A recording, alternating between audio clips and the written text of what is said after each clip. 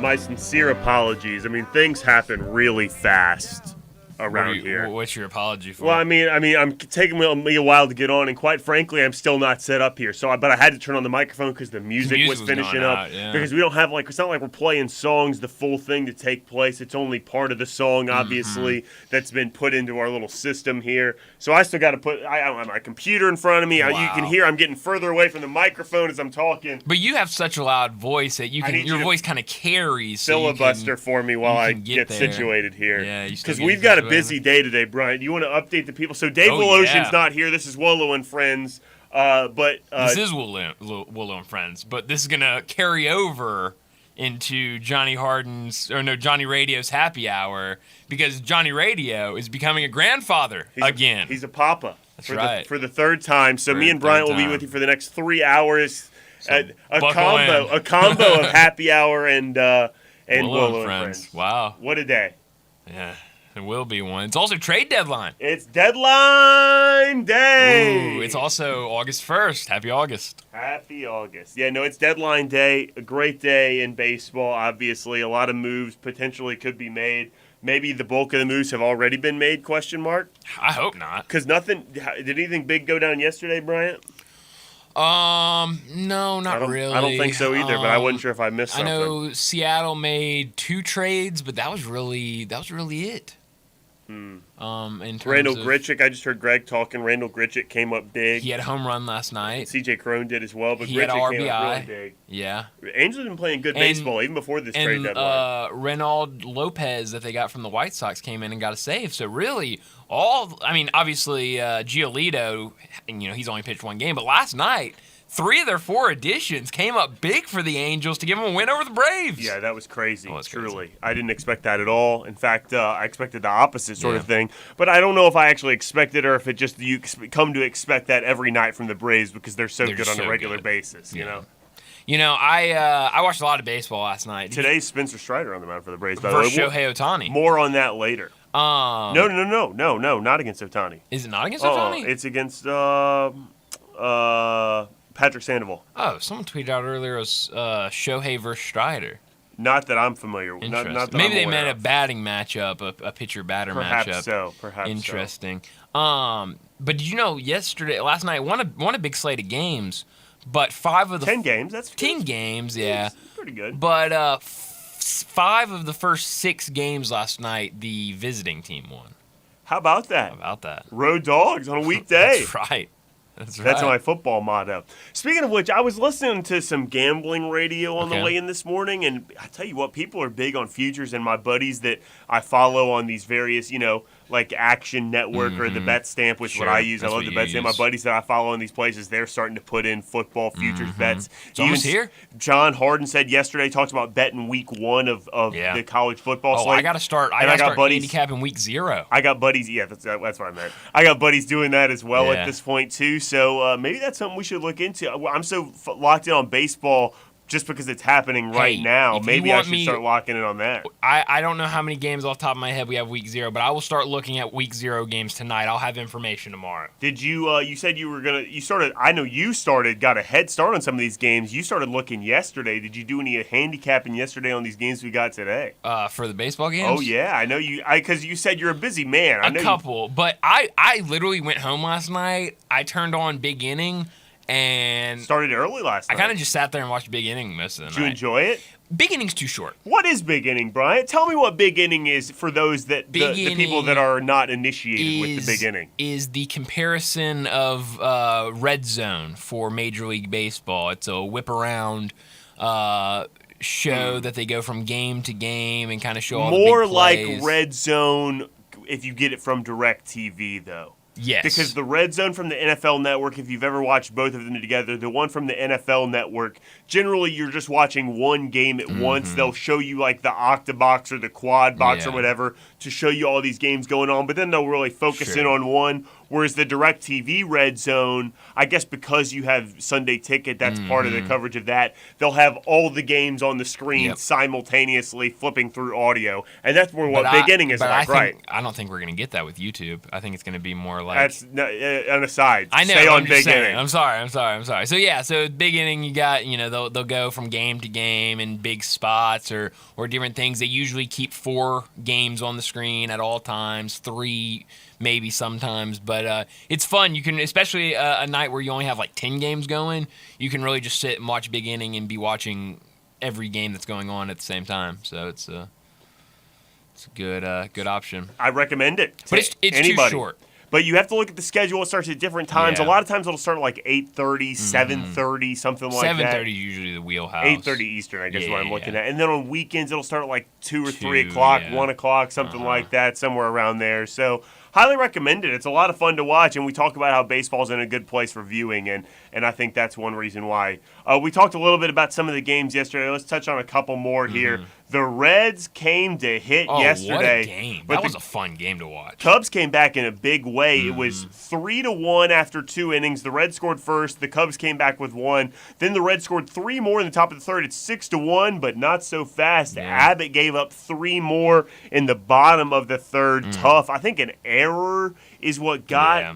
Is that right? That's what started it off, Error, if I remember got a correctly. triple, right, or something like that, an error. That's right. On the wall, a ball hit to the track, and the guy got lost or bumped into the ivy, and I guess got freaked out. Whoever the center fielder, I believe it was like right center field, and lost the ball. And like you said, got it started, and then the Cubs started scoring. I think there was a ball hit down the first base line, scored a run right there, and so that final score, it was 6-4 after 3 innings there, and then the Cubs scored 1 more in the 8th inning, and it was 6-5 was the final score of that one. Stroman gets the loss. That's only his 8th loss of the year. He's got 10 wins, and the Reds win a tough divisional game right there. What'd you think of that one? I know we were on the under a lot, and I like the Cubs. But not surprising, though. I mean, Abbott's a really good pitcher there. Both guys gave up a few runs. Seemed to be some quirky stuff happening. It was a weird game for sure, but it was a fun game to watch. I mean, that was really the game last night that I had my eyes glued to most of the night just because of all the action. I didn't know Alexis Diaz came in and closed it for the Reds. That's right, 30-second save. Yeah, he leads Major League Baseball in saves. That's unbelievable. Yeah. So that was a fun game to watch. I also saw they flashed up Dansby Swanson at some point when he was in the field. He is 12 outs above average at shortstop. Wow. And I think Flash is a great leather. He always has, though. He was hitting back in the day. He was hitting 200 or less, and batting like 7th or 8th until he went on a burner with it was Kurt Suzuki was catching, and he was hitting 7th, and Dansby was hitting 8th, and they were just going on a tear. Someone else was hitting 9th. I can't remember who it was at that point. Now maybe Johan Camargo, whoever it was. But there was a point in time where Dansby's only asset was fielding. I think sometimes we undervalue defense a little too much and don't talk about it you as don't much. Say, Tommy Edman. The famous Tommy Edman hater, Brian Dacus over there. Not true. Used to be. But I agree. Yeah. He has the highest fielding WAR year in and year out. It should be valued for something. It really is valuable in a lot of ways, especially back in the day when the Cardinals were only giving up 1 or 2 runs a game and then just not scoring any. Yeah. Part of that was defense. They just weren't allowed to. That's when if they could have scored gloves all around the field. Literally, like 6 or 7 of them. It's crazy. Remember crazy. That? That's crazy. That was only a couple years ago. One winning in games. That's wild.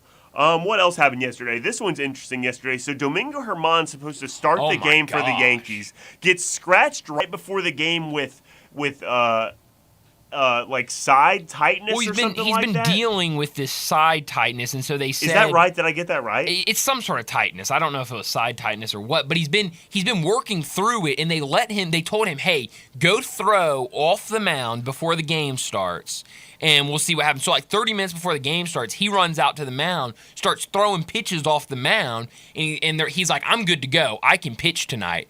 And they're like, no, I think we need to hold you out for a game. And then they didn't, in a weird way. So that's the next part of this. So he gets scratched from the start, right before the start. Then after 4 innings, is that what it was? 4 innings, yep. He comes in and throws 5 full shutout innings. Maybe a bullpen pitcher. I don't understand what so they'd given up 5 runs when he came in the game. 4 strikeouts, 2 hits after he came in. Yeah, it was 5-1, and then Herman shut him down. It was the weirdest thing I'd ever seen in my life.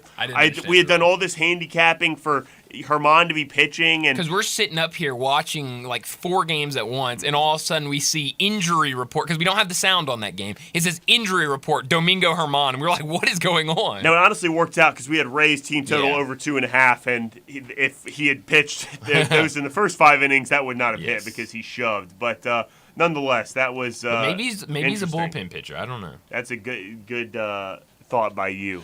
Anything else meaningful happened yesterday necessarily? The Nationals beat the Brewers. I've been saying the Brewers, fresh off the day I said the Brewers playing the best baseball of the year. The Nationals beat them. But I will say this, the Nationals have like the 3rd or 4th or 5th best average in July. It's August now, so that means a little bit less than it did yesterday. They played well in the month of July. They've been playing really good baseball. They've been not only scoring runs, but winning baseball games while scoring runs too.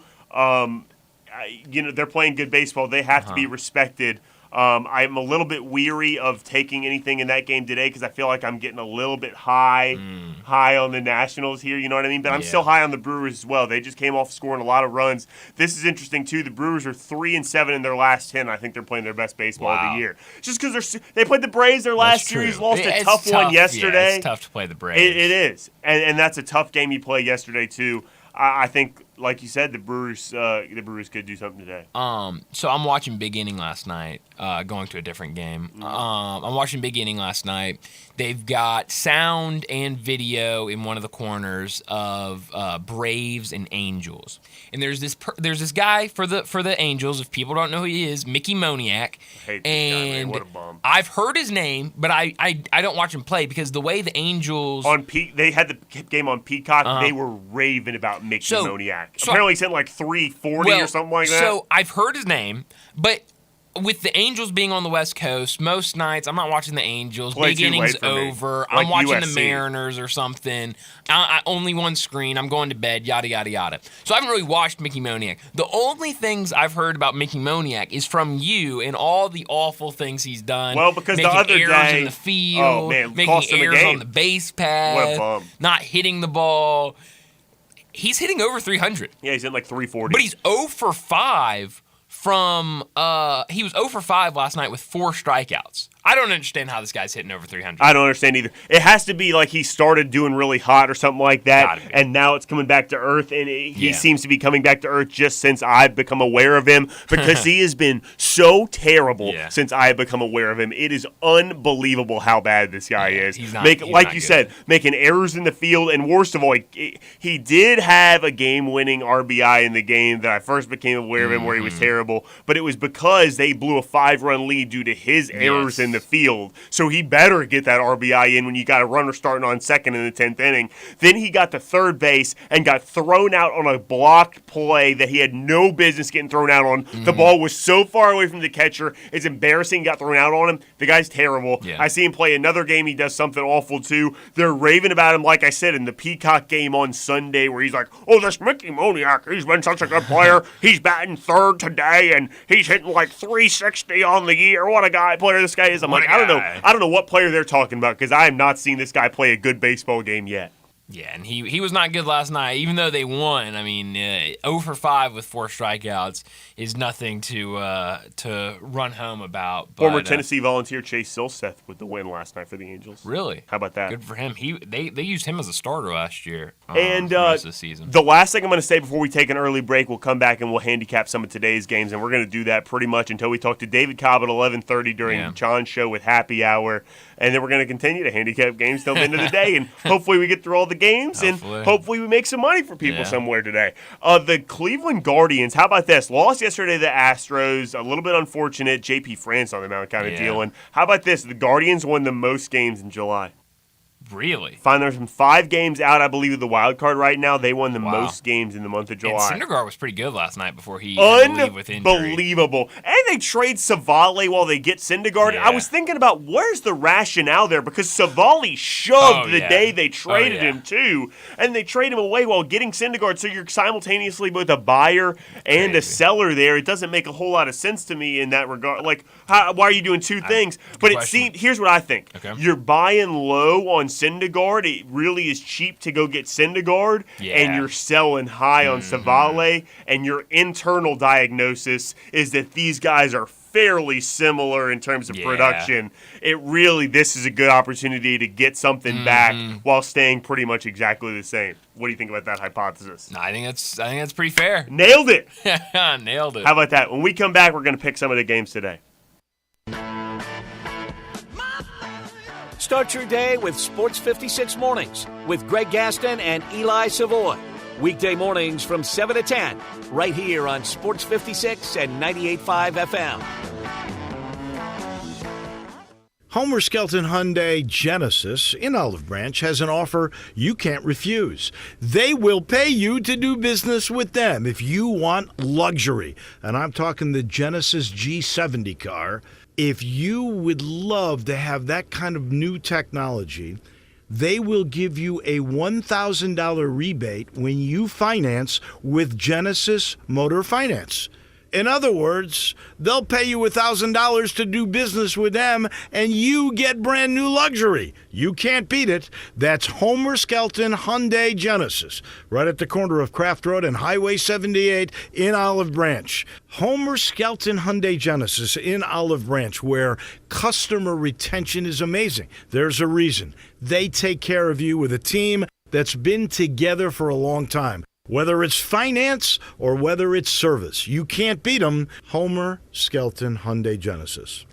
Simple, smooth, and every sip as easy as the last. Tito's handmade vodka tastes just as good with tap water as it does with your favorite mixer. Back in the day, Tito distilled, hand-bottled, taste-tested, sent to a few friends, then taste-tested again to give you the finest juice around. No frills, no flavors, no fancy labels, just the good stuff. Just Tito's. For recipes, videos, and more, visit Tito'sVodka.com. Distilled and bottled in Austin, Texas, 40% alcohol by volume, namely 80 proof, crafted to be savored responsibly. Attorney Joe Cordell. Business owners and professionals face special challenges in divorce court. In addition to everything else going on, they have to contend with allegations that they are earning more than they are, coupled with claims on their business or practice itself. Clients with assets depend on their divorce lawyer's skills in these matters, and that's why it's so important to hire someone that has those skills. Schedule an appointment with one of Cordell & Cordell's Memphis attorneys. 6000 Poplar Avenue, Suite 225, Memphis, Tennessee, 38119. Paid for by Cordell & Cordell.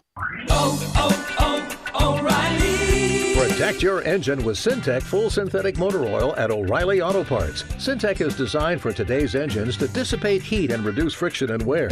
Get 5 quarts of Syntec Full Synthetic and a MicroGuard Select Oil Filter for just $33.99, plus 2 times O Rewards points. Limits apply. Choose Syntec exclusively at O'Reilly Auto Parts. O'Reilly Auto Parts.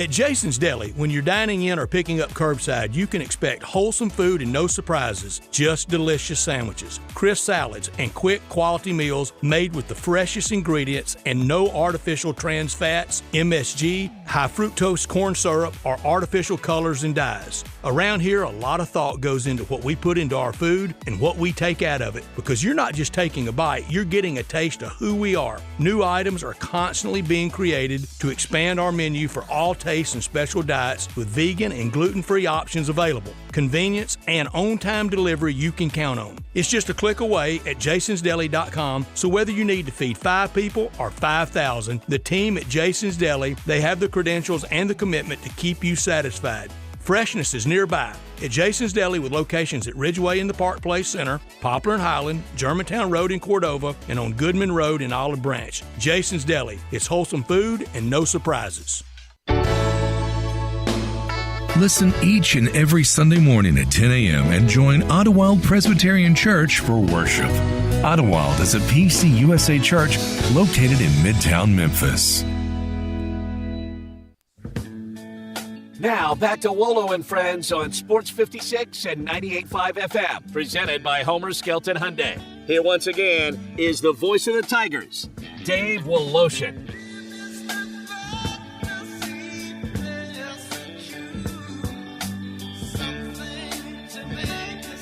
So yesterday, I announced that I found gambling music. Yes. music to play. Oh my while gosh, we are you jam. going to play this music the entire time? That's the flaw in my plan. Is I feel like I don't know if you can play that music for the next hour. I mean, see, I have no quarrel with doing that, but I don't want to get in trouble with anybody, or I'll say upset the listener, just to placate the listener. Yeah, so I guess I can't do that. No. But that's all right, because the sound of our voice is soothing to an extent. What's wrong?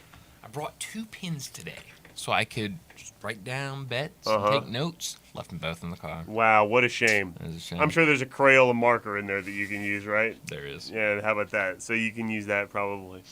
That's your, because you're probably fiddling with that or something like that, and now you got it. I don't like the line of statements. Well, that's the way it goes, Bryant. Let's start with the first game. At least for this segment, we got to do something. I mean, this is so dry. Can you filibuster for a moment? Do you have anything you want to say? Have you gone through any of these games today?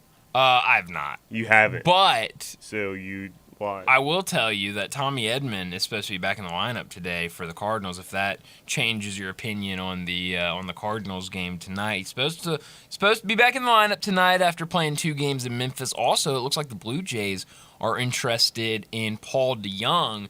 So maybe the Cardinals make some more moves today, but time's winding down. They need to, if they're going to make a move, they need to make it soon. I was hoping they would make one yesterday afternoon. Without not playing a game yesterday, they could focus all their time on the trade deadline, get some moves done so they could have some, have everything set today and not have to worry about the trade deadline. But unfortunately, they did not do that. Do you think they make a move today? I think they've got to at least make one move today. I don't know what it will be, but they've got to make one. Are you like Brett thinks Flaherty's gone? Yeah, maybe. I don't know. Good answer. Sounds like Paul DeJong might be traded by the end of the day. It looks like the Blue Jays want him. It does sound like that, doesn't it? But what are the Blue Jays going to give back? They already gave you 2 top 10 prospects.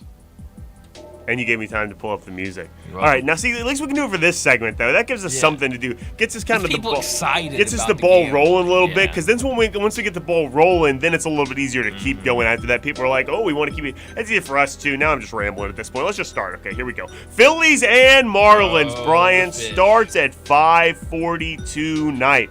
This was a tough game yesterday. Marlins score early as they tend to do, and then they stop after a period of time. But different pitchers on the mound tonight.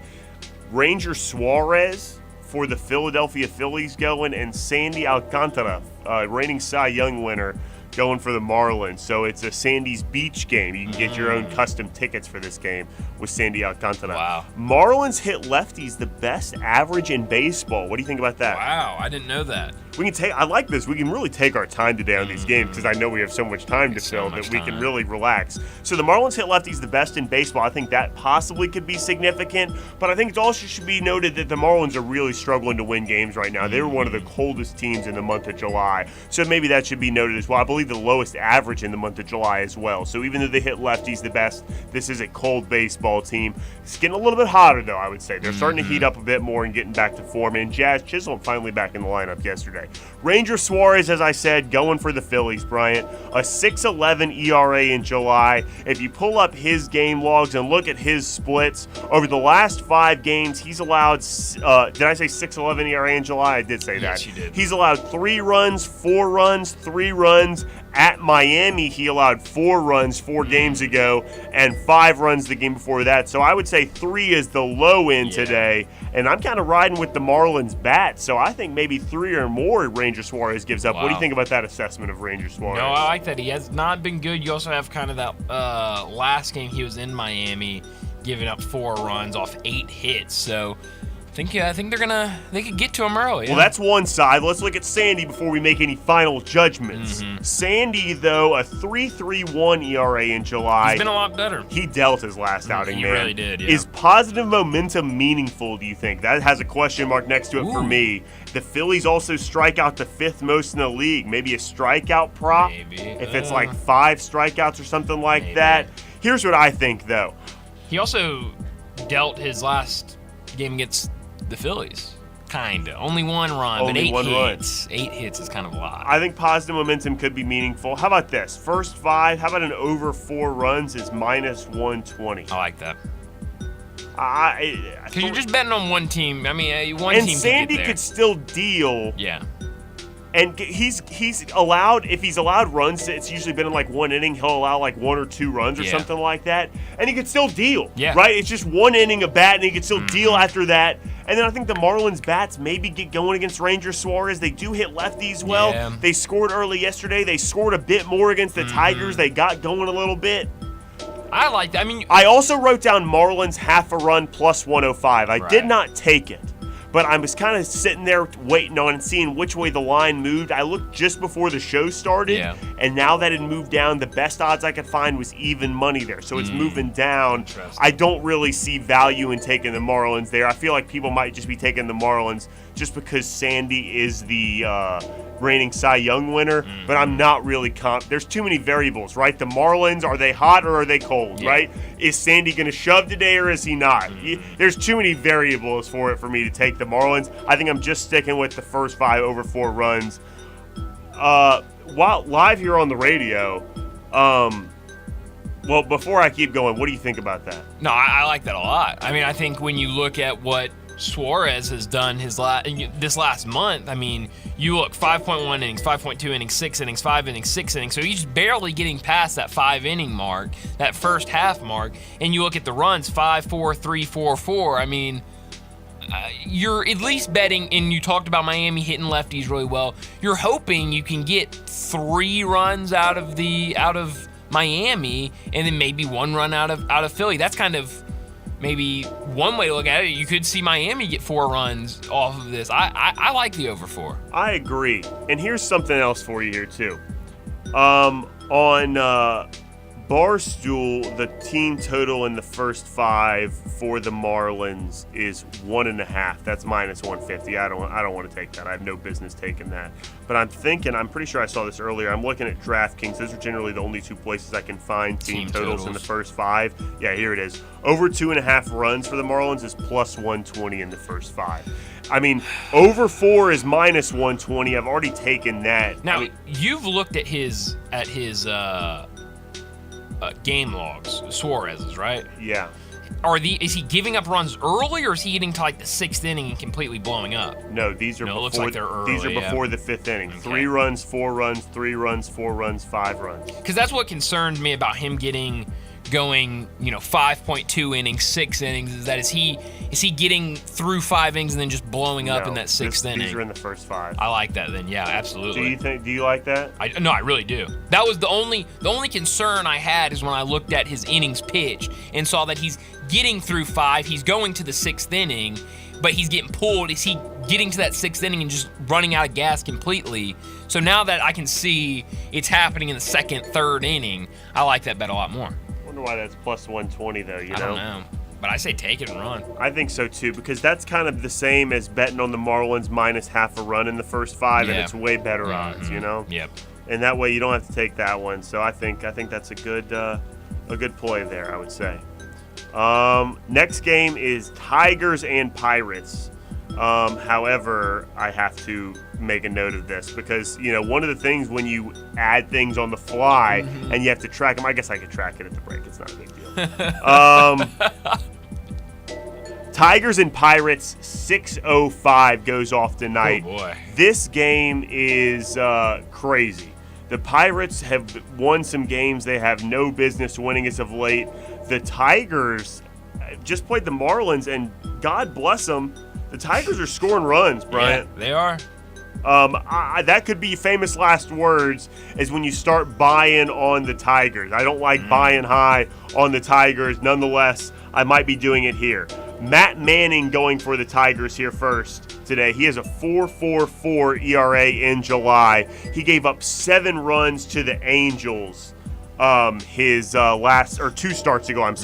He seems to deal against bad offenses. That's just what I can gauge going through his game logs. Johan Oviedo and the Pirates, I would also say, had the worst average in the month of July. Yeah. They might qualify as a bad offense. What do you think about that? Well, I was about to say, you're talking about, I don't know if I want to buy buy in on the Tigers. It might just be fading Oviedo and the Pirates at this point. Well, let's get to Oviedo then. A 6.28 ERA in July, 3.23 in June. Who cares? Question mark. Who cares? I New agree. month. Throw 2 months ago. I can look at last month. Throw 2 months. Especially out. Now that it's August, I agree, because I write that down. You have to make the transition Sure. where you start looking. Okay, now I'm writing down August and July. You know what I mean? Yeah. So I think I agree. I dropped my pen.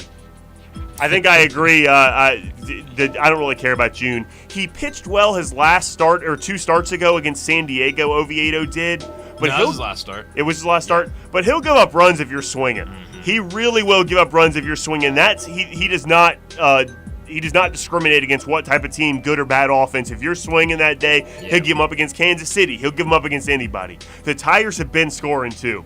Struggles against the Angels the Tigers had, I'm willing to overlook because of what the Angels did yesterday and what they've been doing. Yes. Even though yesterday was with Grichuk and these new guys, the Angels have been playing good ball. I'm willing to overlook struggles against them. The Tigers just played really well against the Marlins. I think runs in this game. Yeah. However, superficially, if I look at this game, it looks like a stinker, doesn't it? If I see Tigers Pirates, I'm like, this could be a stinker. This doesn't look like a game that's going to be on the big television, that's for sure. But let's forget that. Here's what I said. Tigers' first 5 money line is minus 105 was the best odds I could get it at. Okay. Tigers' first 5 team total over 2.5 against Oviedo is plus 130. And then the first 5 over 4.5 runs, minus 105 is over 5. I like the first 5 money line for sure. Isn't that what it was? Money line minus 105? Sure was. I like that. The only thing that scares, you're right about that the Tigers have been putting up runs. But, I mean, you look at 1 run given up against San Diego, 1 run against San Francisco. I mean, the teams he's given up runs to have been the Dodgers, this last month at least, the Dodgers, the Angels, and Milwaukee. Agreed. Buying high on the Tigers is scary. Yeah. But I think if the Tigers lose in the first 5 innings, I think it's fair to say, like you said, 1 run, 2 runs in some games. Yeah. Those are good games for Oviedo, Sure. right? So let's say the Tigers score 1 run and lose. They would lose because Manning, who has a 4.4 ERA in July, who I said deals off bad offenses, he very well could not deal today. We're true. betting on him to deal with the Tigers' first 5 money a good line. point. So an over 4.5 seems to me to cover it where the Pirates Cover it win. both ways, The Pirates win the first 5. You know what I mean? Yeah. So that's why I'm comfortable with doing that yeah. there. I'm less comfortable looking now because we just added the first 5 team total over, and we took a lot of those yesterday. Yeah, and I don't didn't know about like the team total. and I didn't like that. But I do like this one. I think you just have to look at them, be consistent, and look at them for what they are. I don't think I'm letting my eyes get too big here. I like this plus 130 team total. I like it. Any more thoughts on that? That's it. I think I said all my thoughts. Okay, good. Rays at Yankees, 6:05. This game was on TBS today. Rodon. Carlos Rodon on the mound for the Yankees. This is a big game in terms of being on national TV, so everybody can bet on this one. I got 3 plays for this game. Zach Eflin, like you said, against Carlos Rodon. Let's start with Eflin for the Rays. A 5.38 ERA and 8 road starts. He's 1-4. I only say that because initially, if you look, it says he's 11-6. Yeah. He's 10-1 at home. Wow. But this is a road game. At the Trop. 5.38 and 8 road starts. Like I said, 1-4 in those games. He does have a 4.85 ERA in July, too. This is crazy. Listen to this. Wins over Baltimore and Atlanta. Losses to the Marlins, at Kansas City, and to Philadelphia. Figure that out. Wow. That's incredible. I'll bet the high-end run total for F1 today at 2 or 3 runs. Yeah. Especially because the Yankees lost yesterday. I'll bet the high-end run total. I just have a feeling today F1's kind of all over the place. Here's another thing I know. Carlos Rodon with a 5.75 ERA in July. His first start of the year was on the 7th of July, by the way, so he's only pitched 1 month. He was solid against the Mets and the Cubs at home, and he struggled a bit more on the road, but his 2 home starts, he was really good. I'm willing to bet on that. Off a loss yesterday and a 500 stretch, I like the Yankees because of all these things. The first 5 over 3.5 runs is minus 130. I don't need to take that. How about over 4 at minus 105, closer to even money? Yankees first 5 money line is an even money, and we just said no more team total, or trying to cut back on team totals. But this one, Yankees first 5 team total over a run and a half is minus 115. Wow. Because Eflin has such a good on the face ERA and record, we're getting a lower number than we should be. Everyone's looking at Rays, record, and then ERA. And so I think that's why I'm looking at these today, and coming off of yesterday, like I just said, we took a lot of team totals for teams yesterday in the first 5, and I don't like doing that. But I'm looking at these 3 that I just named today, and individually for the games, these 3 make sense today, and they're not steep prices. It's not like this makes sense as minus 150. I have to take it because it's a lock. These are really good odds. We're getting 2+ monies, and this one's minus 115, and it's 1.5 runs. It's too good. I got to take it today. Well, and I mean, this has nothing to do with the team total, but in terms of the first 5 money line for the Yankees, I think we could see Carlos Rodon kind of start turning this around. Obviously, 3 really bad starts. But 2 good ones at home. That's what I'm saying. So, like, I think, and especially the last one, picking up a win. Like, I know when we look at these, wins don't really matter that much. No, but you made the excellent case a couple weeks ago, just mentioning that as a statistic, and I started to value it way more playing the odds in that regard. And these pitchers value it a lot too. I mean, when you can have a win, especially after starting the year with 3 losses back to back to back, picking up that first win can do a lot for confidence. I know Carlos Rodon's a good pitcher. I mean, he's shown in years past that he is a very good pitcher. I think coming back from that injury, now having 4 games under that belt, picking up that first win of the year, I think that could really turn around. I think we could see another good start from Rodon. I agree. I'm willing to bet on it, too. I think so.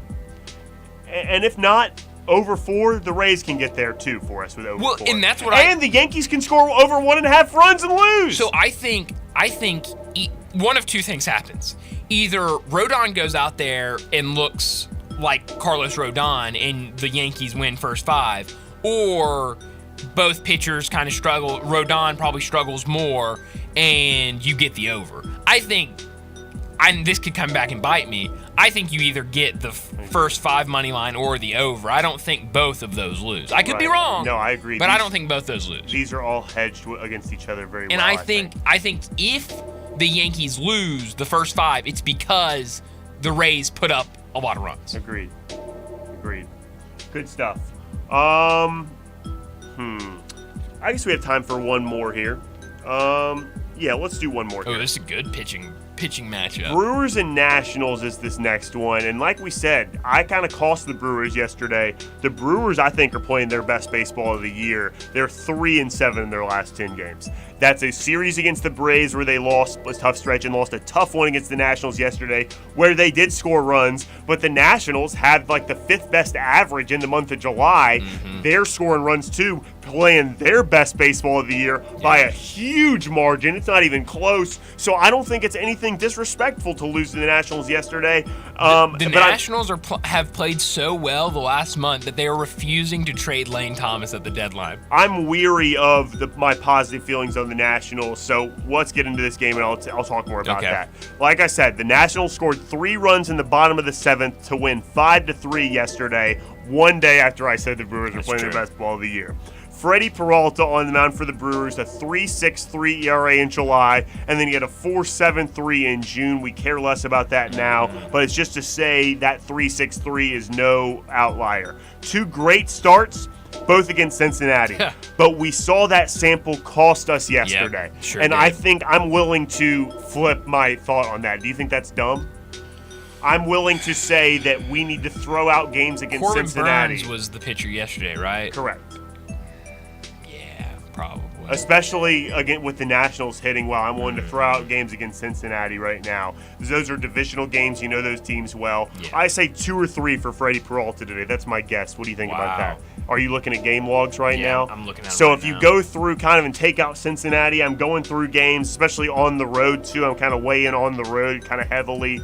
I say 2 or 3 today. 4, 3, 5, 6, and now we're going back a couple months. Exactly, because you have to take out Cincinnati. And when you just take out Cincinnati and you're still factoring home games, still just last games without Cincinnati, it's 6, 4-3-4, 2-3-6, So 6. giving him 2 or 3 is yeah. factoring in Cincinnati at least a little bit, but weighing it less, I think. Yeah, I think so. Josiah Gray, a 3.13 ERA in July. He's on the mound for the Nationals. Me and Bryant both love him, so we have to be weary of that as well. We have to make sure we just know. Wait till tomorrow when Mackenzie Gore. You got to be weary of that while man. we're doing this. 2 outings he shoved at Mets and against San Francisco. I'm gonna say 2 bad hitting teams. Would you say that the Mets have the 5th worst average, or the 4th worst average, 5th worst average, I think, in the month of July. So, and the Giants have stunk at hitting all year.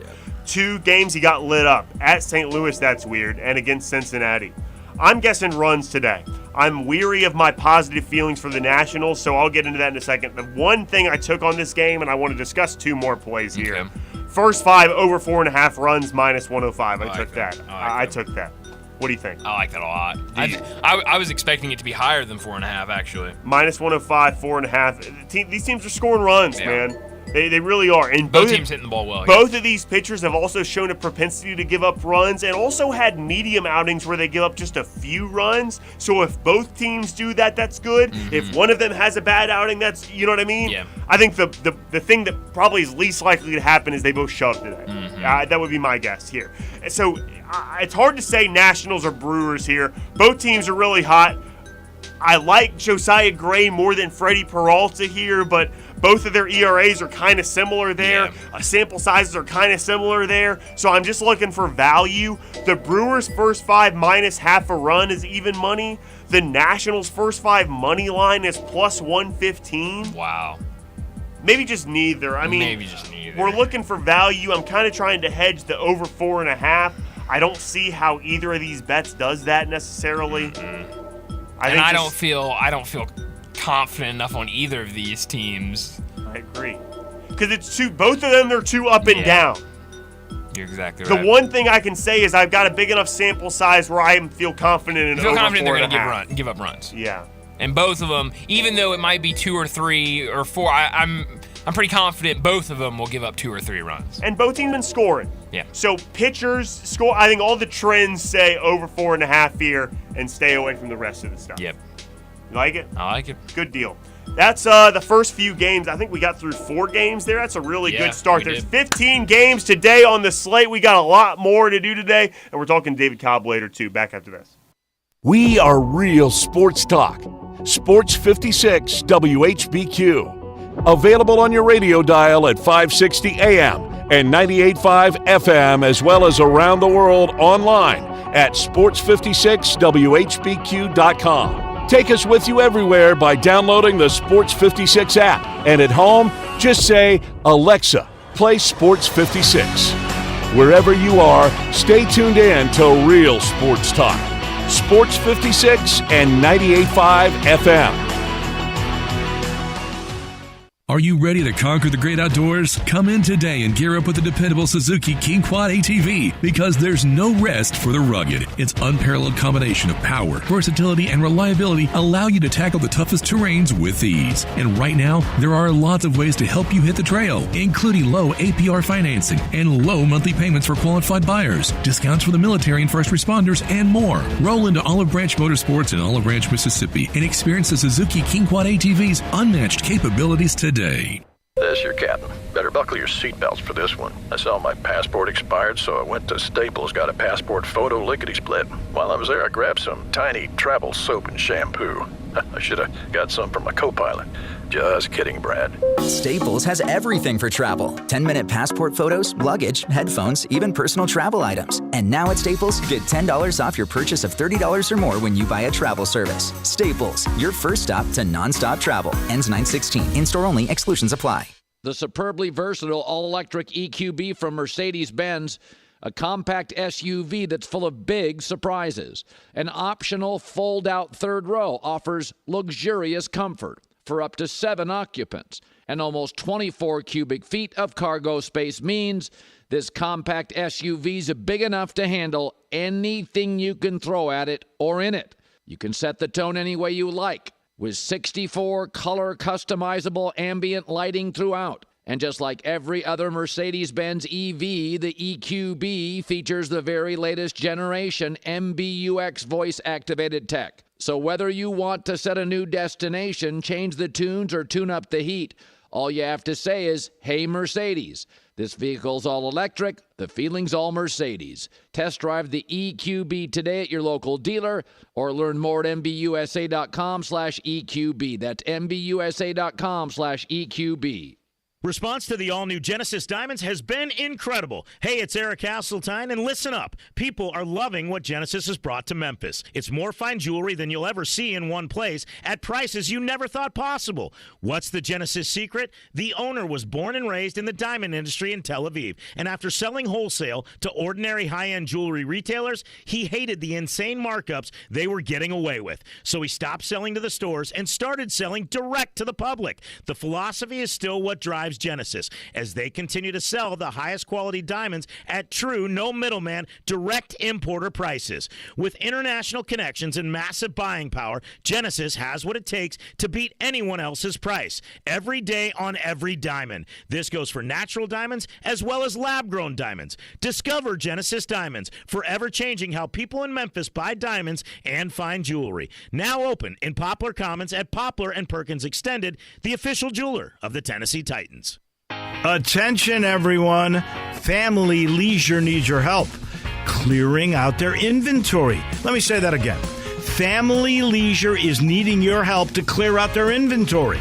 And to do so, there are tons of great deals throughout the store.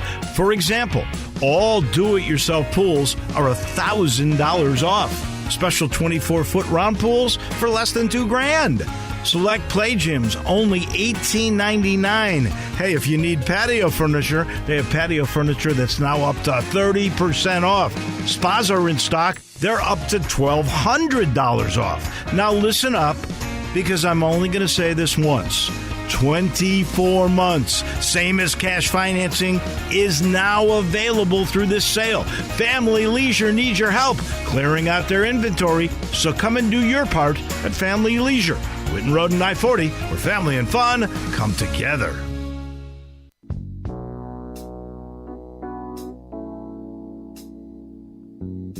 Now back to Wolo and Friends on Sports 56 and 98.5 FM, presented by Homer Skelton Hyundai.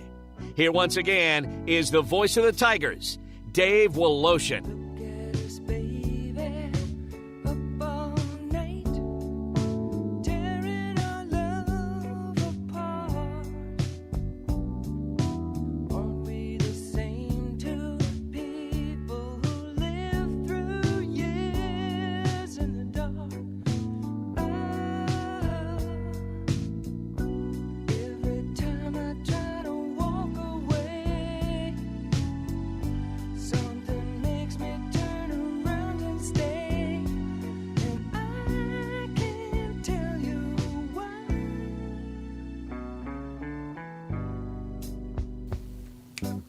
Well, I can really hear the ambient noise when I turn the microphones on. I don't know if people listening can hear that or not. I hope not. It's embarrassing. Anyway, we got more games to do, Bryant. We've gone through a lot of games. That's given 1, 2, 3, 4, 5, 6, 7, 8, 9 plays so far that you can take with us here. So 9 plays there, and to quote the great Team Money, I don't know your bankroll any more than you know mine. So great play responsibly. Maybe there's a game you don't like. Maybe there's a game you want to watch. Maybe you only like betting games that are on TV. Well, we did the game on TBS already. Coming up here, too. 3 of the next 4 games we have all available if you have access to Bally Sports. How about that, Brian? That's right. And I'm sure, is there no MLB Network game tonight? Yeah. There is, Brian, but that's not one of the next 4 we do. I know, but there is. We're How just about talking that? About television games. What do you say? What do you say? How about it? Huh? How about it? I don't know why I got so excited. I don't know, but there is an MLB Network game. Oh, there sure is. We also have a countdown clock on MLB Network now for the trade deadline. That's good. Which I love. I always love a clock. Can you give us a live update of what the clock says? 6 hours, 7 minutes, and 15 seconds. You caught me in the middle of taking a sip of drink. I'm sorry. That's okay. Let's do this game here and see where we're at here, because we're getting near the end of the hour, and it would be hour number 1. That's right. It would be really cool if we could start 11 o'clock doing Braves game, Cardinals game, Reds game. Oh. Wouldn't it? I mean, that would be really cool to do the That would 3 be games cool. on Bally's to start. Yeah. So maybe we do. We'll make sure we take our time talking about Orioles, Blue Jays. Oh, we could talk Orioles, Blue Jays. This will be a good one here. Well, this is a good one here. This is actually a very interesting one. Were you watching that game last Hyunjin night? Roo's first start today. I'm sorry, go ahead. Were you watching that game last night? Yeah. Whew. I might have placed a live wager on the -1.5 for the Orioles. Oh, then you were sweating, brother. 2-run game, 2-on in the 9th inning. Mm-hmm. You had who was Austin Hayes in left field make a diving catch. Superman leap to catch it and Mm-hmm. God save bless the him, game. brother. God Oh bless man, him. what a game! I like Austin Also, Hayes. those Toronto Red jerseys, I like a lot. Do you really? I do. Yeah, they're cool. Not for them to wear like every single night, but like a one-off, I like them. Well, I don't know what uniforms they're playing today, but they're playing again in Toronto. And here's something very interesting. Hyunjin Roo making his first start since June of last season. So his first start this year, he struck out 5 batters in 6 innings pitched in his last rehab start. What do you think about that, Bryant? Not a lot of thoughts? I'll give you some thoughts. Okay, please. Before I take anything else, this is risky. This is extremely risky. High risk play here. Struck out 5 in 6 innings last rehab start. I go back to his game logs last year. I see a bunch of strikeout numbers. Hyunjin Roo, under 4.5 strikeouts, -150, 3 units to win 2. Your thoughts? He's playing the Orioles in his first start. And the Orioles hit lefties well this year. There is no way in hell this guy is going to come out here and strike guys out. He hasn't pitched in over a year. He only struck out 5 in AAA, I'm assuming. Maybe it was even AA, which is even worse.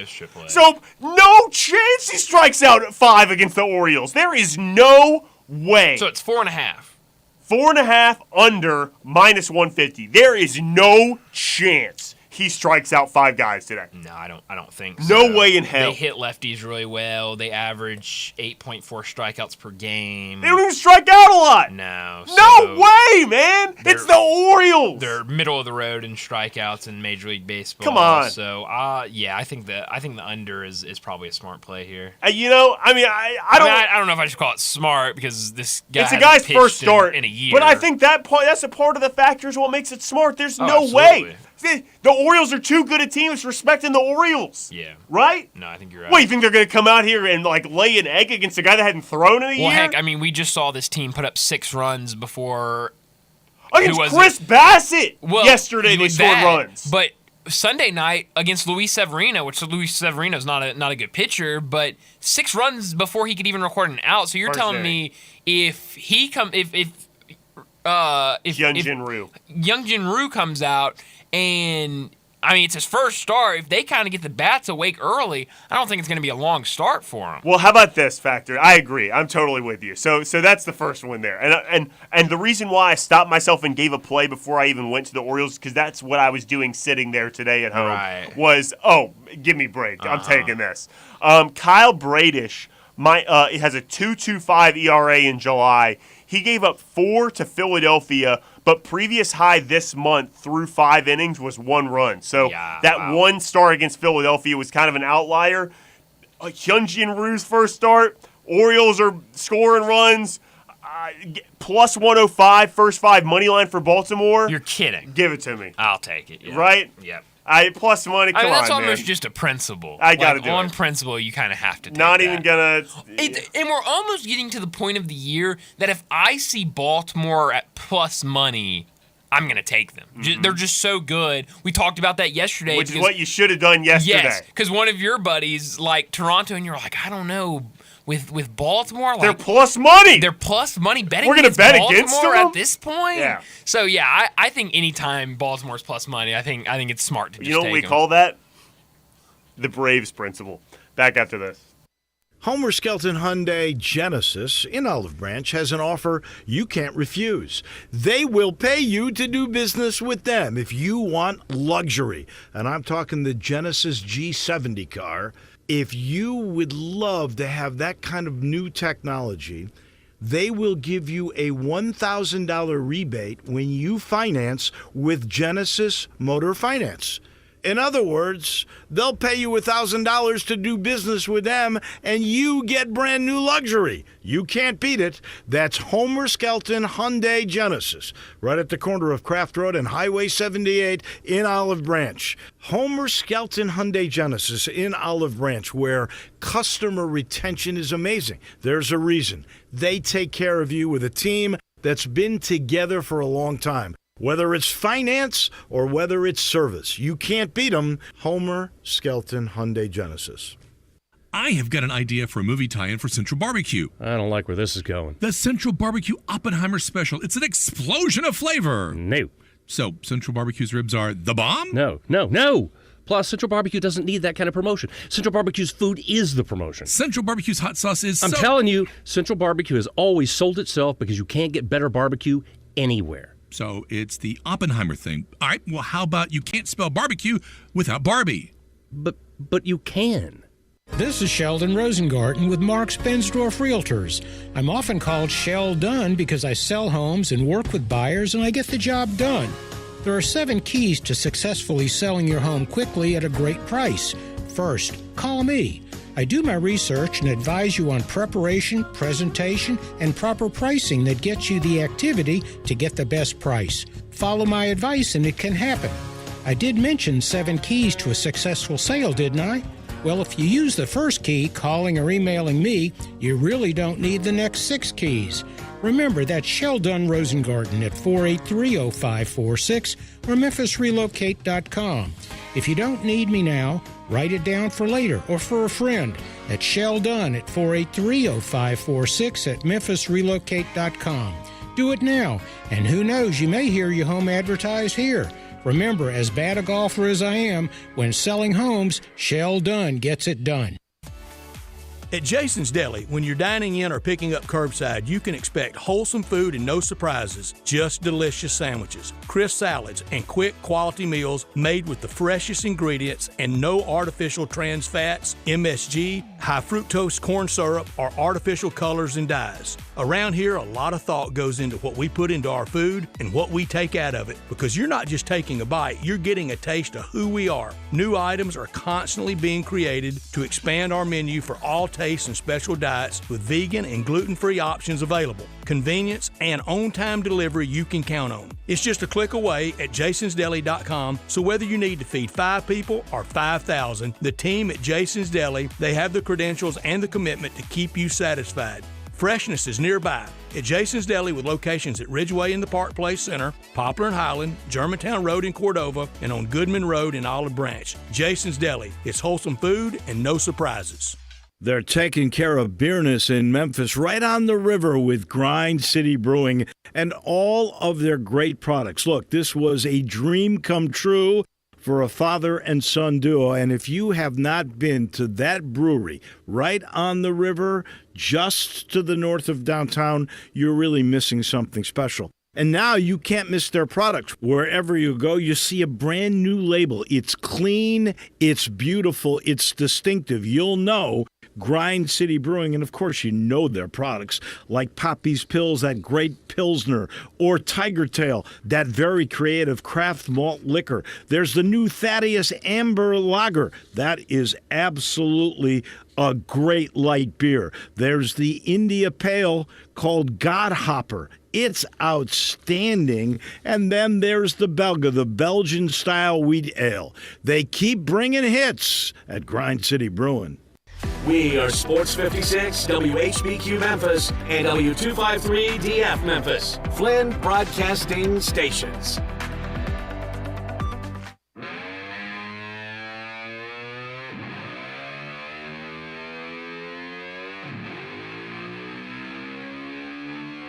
It's time for Sports 56 Happy Hour on Sports 56 and 98.5 FM.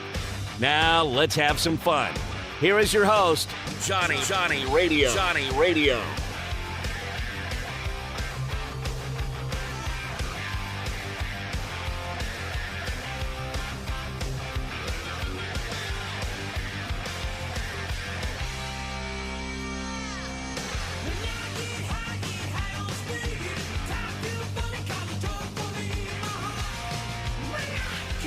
Still us. Yo, yo, yo, yo, yo. He nailed it. I almost did that same thing. How about that?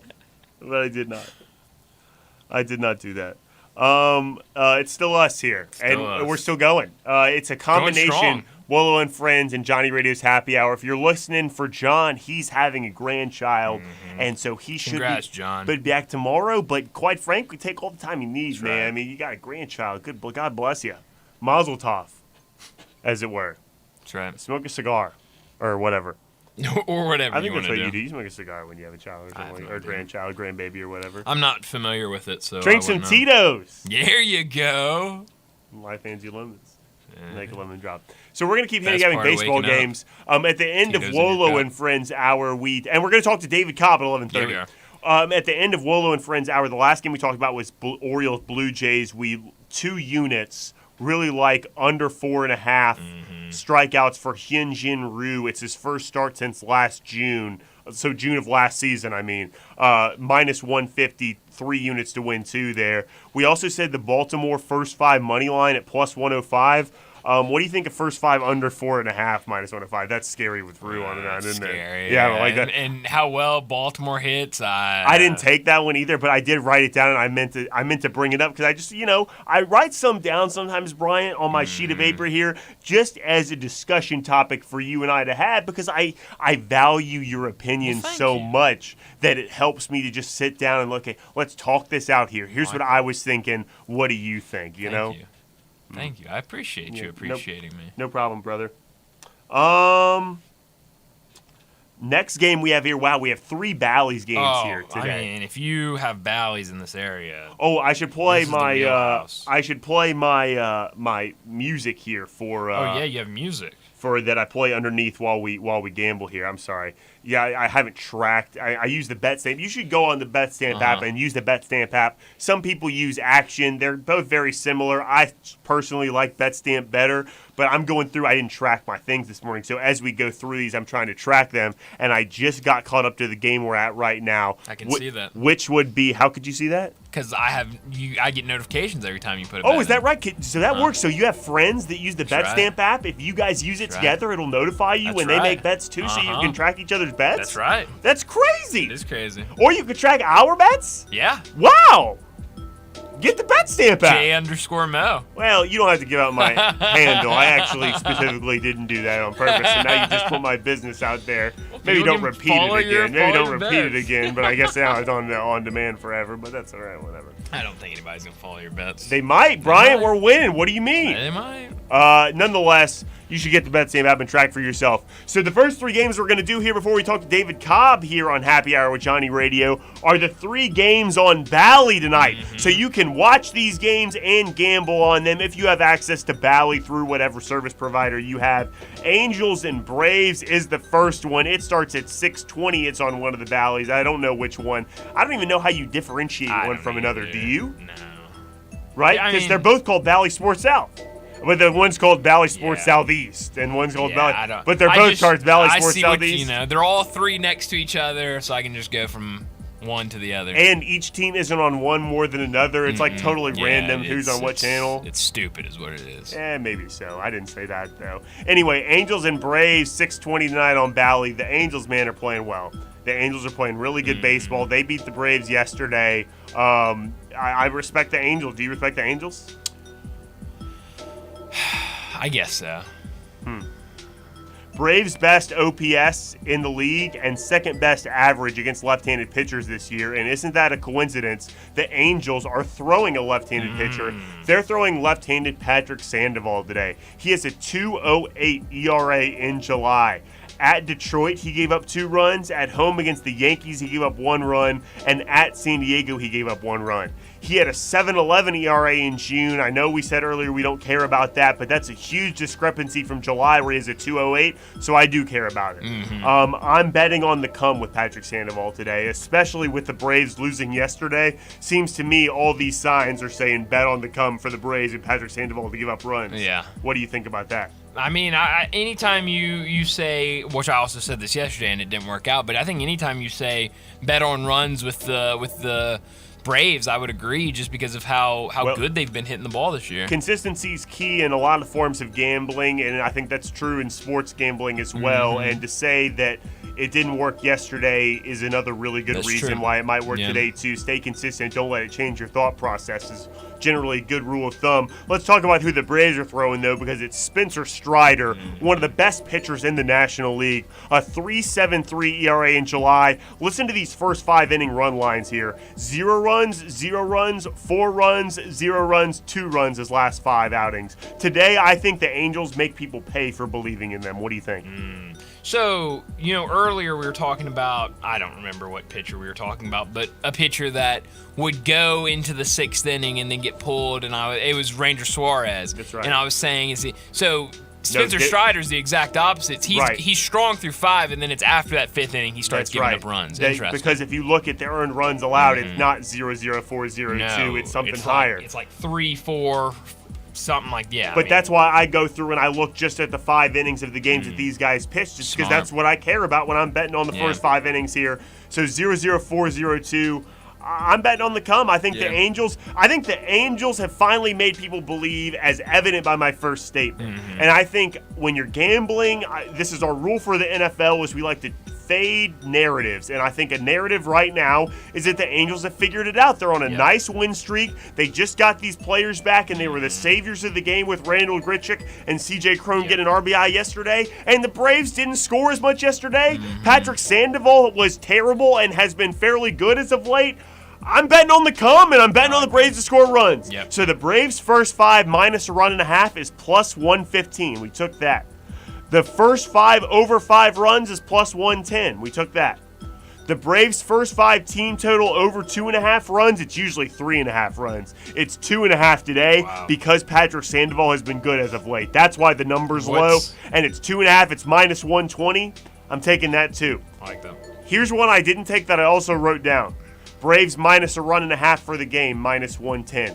That's minus 110 you generally see, and you're like, that's pretty close to even money. But we're talking about a run line bet is even money. I don't like that. But I did write it down, but because I like the idea. I think the Braves won by a run and a half today, man. What do you think about those plays? I mean, I definitely like the 3 you went with. I like those a lot because I think... Especially because we've been tracking the Braves team total over-under number, and it's been 3.5. Yeah. It went down a run today because of Patrick freaking Sandoval. Patrick Sandoval, I'm sorry. Good month. You're not good enough for me to bet on you. And let's say he is good. Let's say he's good. The Braves had the best OPS and second best average against lefties this year. Ronald Acuna is a right-handed hitter. Hitting against the lefty. They have a bunch of guys that hit home runs, and they didn't score yesterday. Too many things point to the Braves for me today, man. I completely agree with you. Right? I found ways to make it plus money, too. I think I found good odds on some of these numbers. No, I think you're right. Because the main number is 4.5. That was minus 115. I bought the half a run. If we're scoring 4.5 runs, we're scoring 5. And so I'll push that maybe, but I think if it goes over 4.5, it's going over 5 too. And over 2.5 runs with the Braves is too. I like these plays, man. I really do. No, I do too. I mean, I think, like I said earlier, it's kind of. It's hard to bet against the Braves' bats, and like you pointed out, the bats were not alive yesterday in the opener, so I think they bounce back tonight. How about this? Wind blowing out to right field today. There's a 10% increased chance in home runs. Oh, even better. 5% in singles and 6 in runs scored. You should have said that at first. That makes me like these plays even more. How about this, though? All this stuff is very fluid that we talk about here, and a lot of it's hedging different things. For instance, yesterday in the Reds-Cubs game, I liked the Cubs in the first 5 innings, but because of the way I bet, it made more sense for me to take the Reds money line plus money, and it ended up hedging my bet really well because the Reds ended up winning in the first 5 innings there. So I wrote with an asterisk next to it. I could hear and make a case for unders in this game too.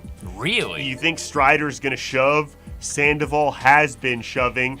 We just said we believe in the Angels. I could make a case for unders in this game.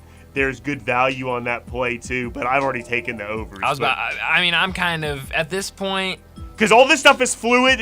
Just making the case for it doesn't discourage me from the plays I've made there. But I'm just if this stuff is right in narratives, I could make one with value for the unders, but I'm more confident in overs here. Yeah. Me too. Especially with the Braves not scoring yesterday. There's too many things, especially when we just talked about it right there. I felt really confident in the Braves there. Let's talk about the other big game on Bally tonight. Off and off day, the Twins at the Cardinals. We think the Cardinals could make a move by the end of the day. They don't have a pitcher listed for St. Louis tonight. It's Michaelis. Is it Michaelis? Okay. Maybe they don't have one listed on MLB.com because they possibly... Because of the trade deadline, I don't know. Well, maybe they go by what has officially been posted too, and maybe they haven't posted anything, but all right. signs point to Michael.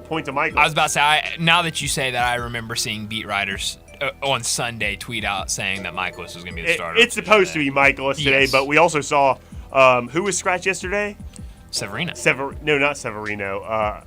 Domingo Germán. Domingo Germán. I always can get their names. Literally, when I They're texted both you terrible. Sunday, you said, you did get them mixed up the other day. I get mixed up all the time. All right. And I don't know why either. Twins at Cardinals. This is a wild game. Pablo Lopez, the 3.71 in July. He's been really good, but the run totals he gives up are crazy here.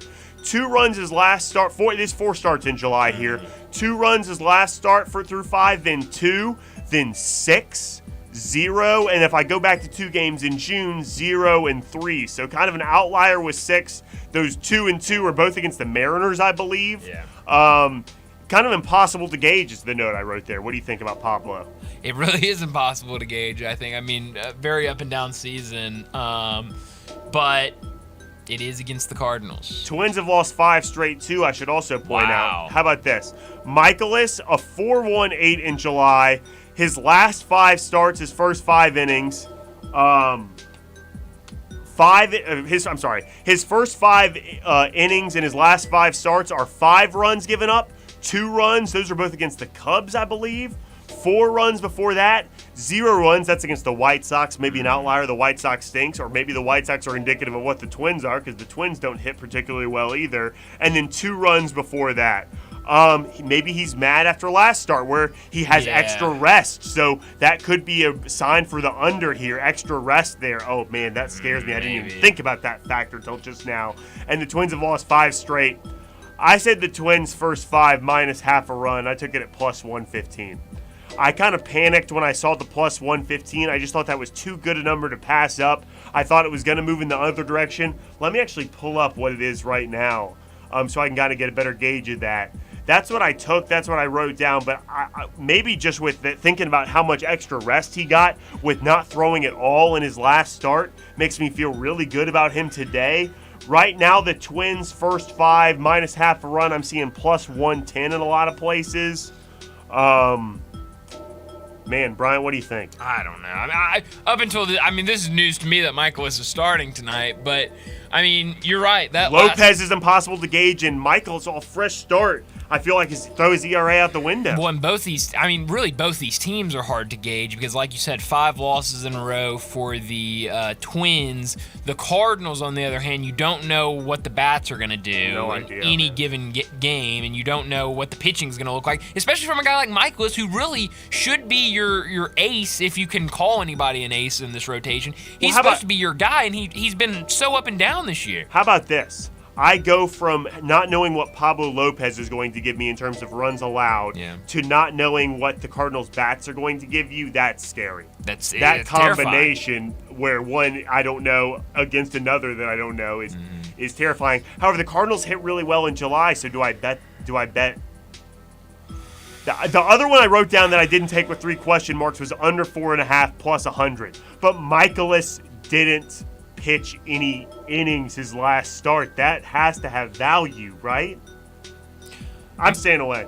I would stay away. I would say probably under 4.5 has more value than anything, just because, like you said, under 4.5 has value. You think? Oh, I thought you said under 4.5. Did you say over 4.5? Over 4.5. I took even money. I think I might get out of the Twins minus half a run. I mean, here's the thing. Here's the thing about the Twins. The Twins all year have not been able to hit the ball at all. I mean, they just haven't. They haven't hit. And the Cardinals, you don't know what they're gonna. You don't know what they're gonna give you. That's why I was saying maybe an under. But again, I'd probably staying away from this game if I'm being honest. Me too. In fact, I'm getting out of the Twins. I'm out on the Twins. I take it back. We've cashed out of it. I'm out on the Twins. Wow. Too many question marks. I like Michaelis too much after thinking he only pitched. Because I didn't think about that till yesterday. Was it Taijuan Walker or Ed Cabrera? Maybe it was a different game entirely. Maybe it was Corbin Burns. It was Corbin Burns. Threw 115 pitches the outing before the one last night, and they were saying that adversely affects what he's doing today.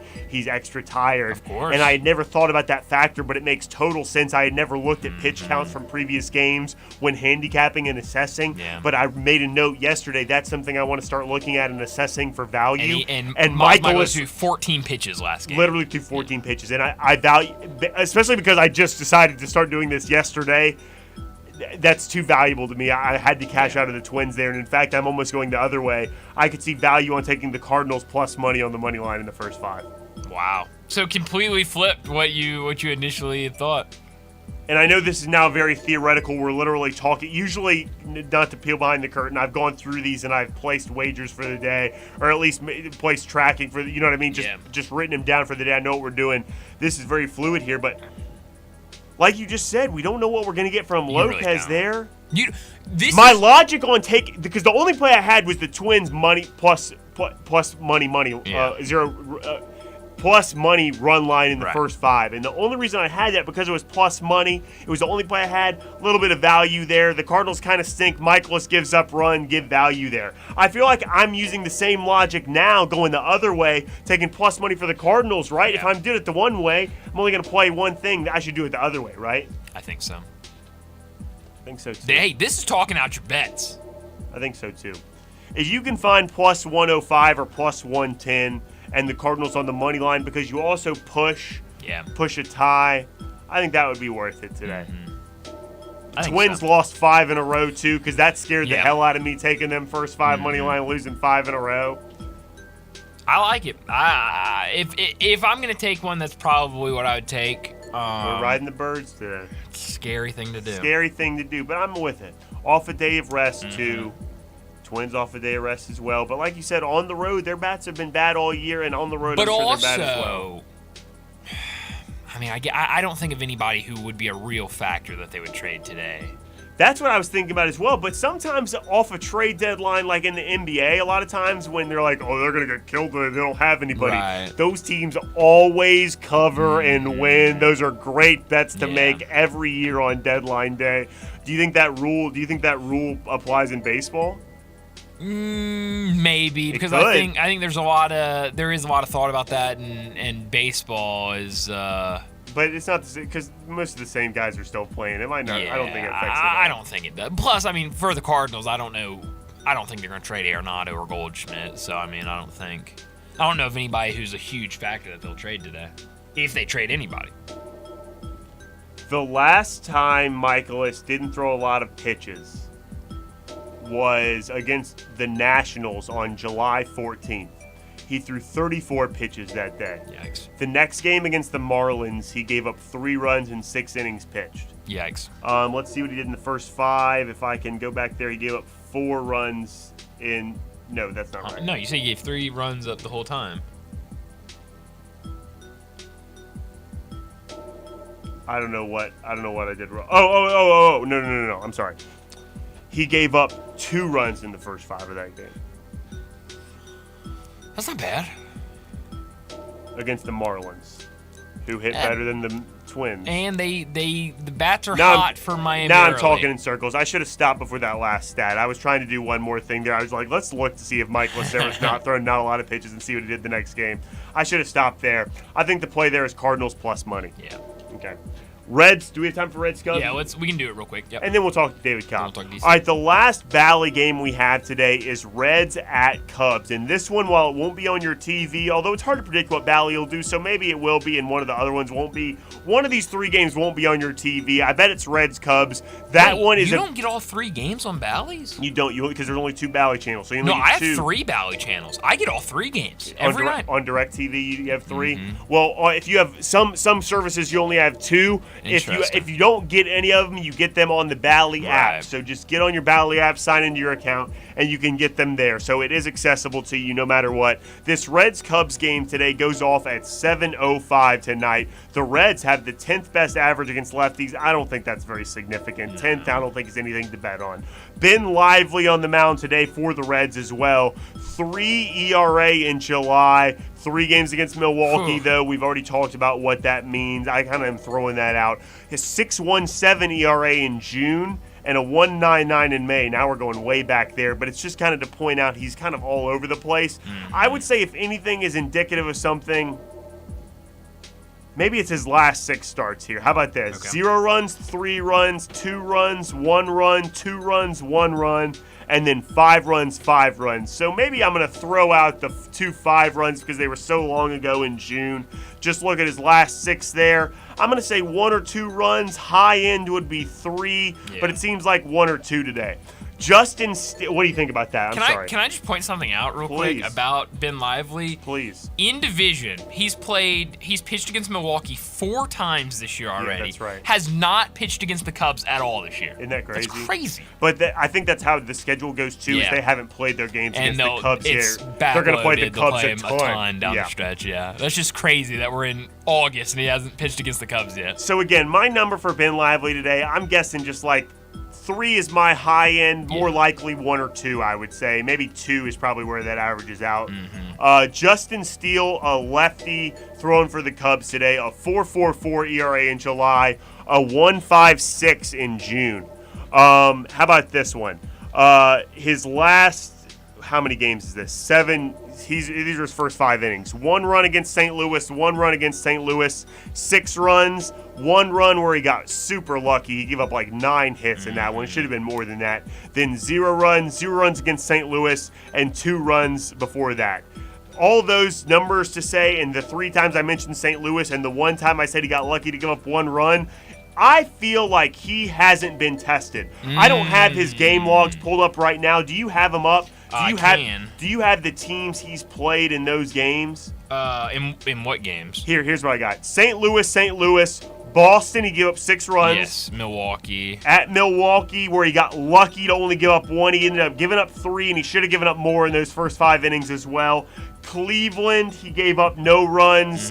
Cleveland's up and down. St. Louis, no runs. Stink with hitting right there. And then Baltimore, he gave up 2 runs in that one, went 5 innings. I think he would have given up a lot more 2 runs if he'd been tested more.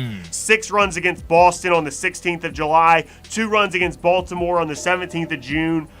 How about this? In 3.3 can't be right. In 3 2/3 innings pitched on May 26th against Cincinnati, Justin Steele gave up 10 hits and 6 runs. So I think that speaks to him not being tested over this stretch. I think he gives up runs today. I'm willing to bet on on the Reds. Here's what I have. Reds first 5 money line plus 140. That's juicy right there, man. Because Justin Steele has been so good as of late, the Reds' first 5 team total over 1.5 is minus 130. I like that too. That's close enough to even money. And to hedge it all, and because it's hard for one team to score over this anyway, first 5 under 4.5 runs is plus 100. So even money. What do you think about those 3 plays? No, I definitely love Cincinnati. I was listening on the way home yesterday. I was listening to their radio broadcast, and they were talking about how good this team. We know how good of base runners they are on this team, but how good they are going from first to third on hits. And that Joey Votto has been saying this year he wants to become part of that. That he feels like he's the only player that can't go first to third, and he started doing it like the last 3 games. I think he's done it like 3 or 4 times. And so if you can get the bat on the ball, which we've seen, Justin Steele has given up hits. They'll get around the bases, so I agree. I do like that a lot. Plus money too on their money line at plus 140 is ridiculous. You also get the tie with plus 140. I mean, I really had to stop myself from taking plus 180 minus half a run. I will say, though, for the under, and maybe they used up all the runs yesterday, but you had 2 good pitchers on the mound yesterday, and there were a lot of runs. You got to hedge it, though, man. That's true. And also, it goes back to what I said earlier about consistency. if I start flip-flopping based on what I saw in the last game, we're in trouble. That's true. That's true. That's because I did think about that. Yeah. That did cross my mind. I was like, but this happened yesterday, the same thing. But but I also like the under because I think it's a good hedge to everything else we bet on, right? Because it's more Ben Lively, a 3.6 ERA in June. He's shown to be able to give up runs, and the Cubs are kind of hot. They just played well against the Cardinals, and then like you said, they've been scoring runs and scored runs yesterday. So the under 4.5 is just kind of my hedge for all of this stuff there. I like it. I like the Reds on the money line for sure, though, and the team total over 5.5. I was looking to see if there was an updated number on that team total. Team total over 1.5. Oh, 1.5. Wow. Team total over 1.5 is minus 110. No, this is Phillies Marlins. I'm so sorry. I was like, what in the world? That's crazy. I was about to say it was 110. One moment. Do you have anything else to add to filibuster while I pull this up? No, I will say if this game tonight is anything like last night, like I said this earlier. That game last night, Cincinnati and Cubs, was probably one of the best games out of that 10-game slate. It was awesome. These are two fun teams. You watch Bellinger's been really, really good. That Cincinnati roster's been really, really good. So I'm telling you, if you're just looking for one or two games to watch tonight, this should be one of them. It's still 1:30. That was a huge waste of time to look at that. I had it right all the whole time. Hey, never second guess yourself. You never second guess yourself. We're going to talk to David Cobb next. We'll come back and do more of these later. But David Cobb talking college sports on the other side. Back into this. We are real sports talk. Sports 56 WHBQ. Available on your radio dial at 560 AM and 98.5 FM, as well as around the world online at sports56whbq.com. Take us with you everywhere by downloading the Sports 56 app. And at home, just say, Alexa, play Sports 56. Wherever you are, stay tuned in to Real Sports Talk. Sports 56 and 98.5 FM.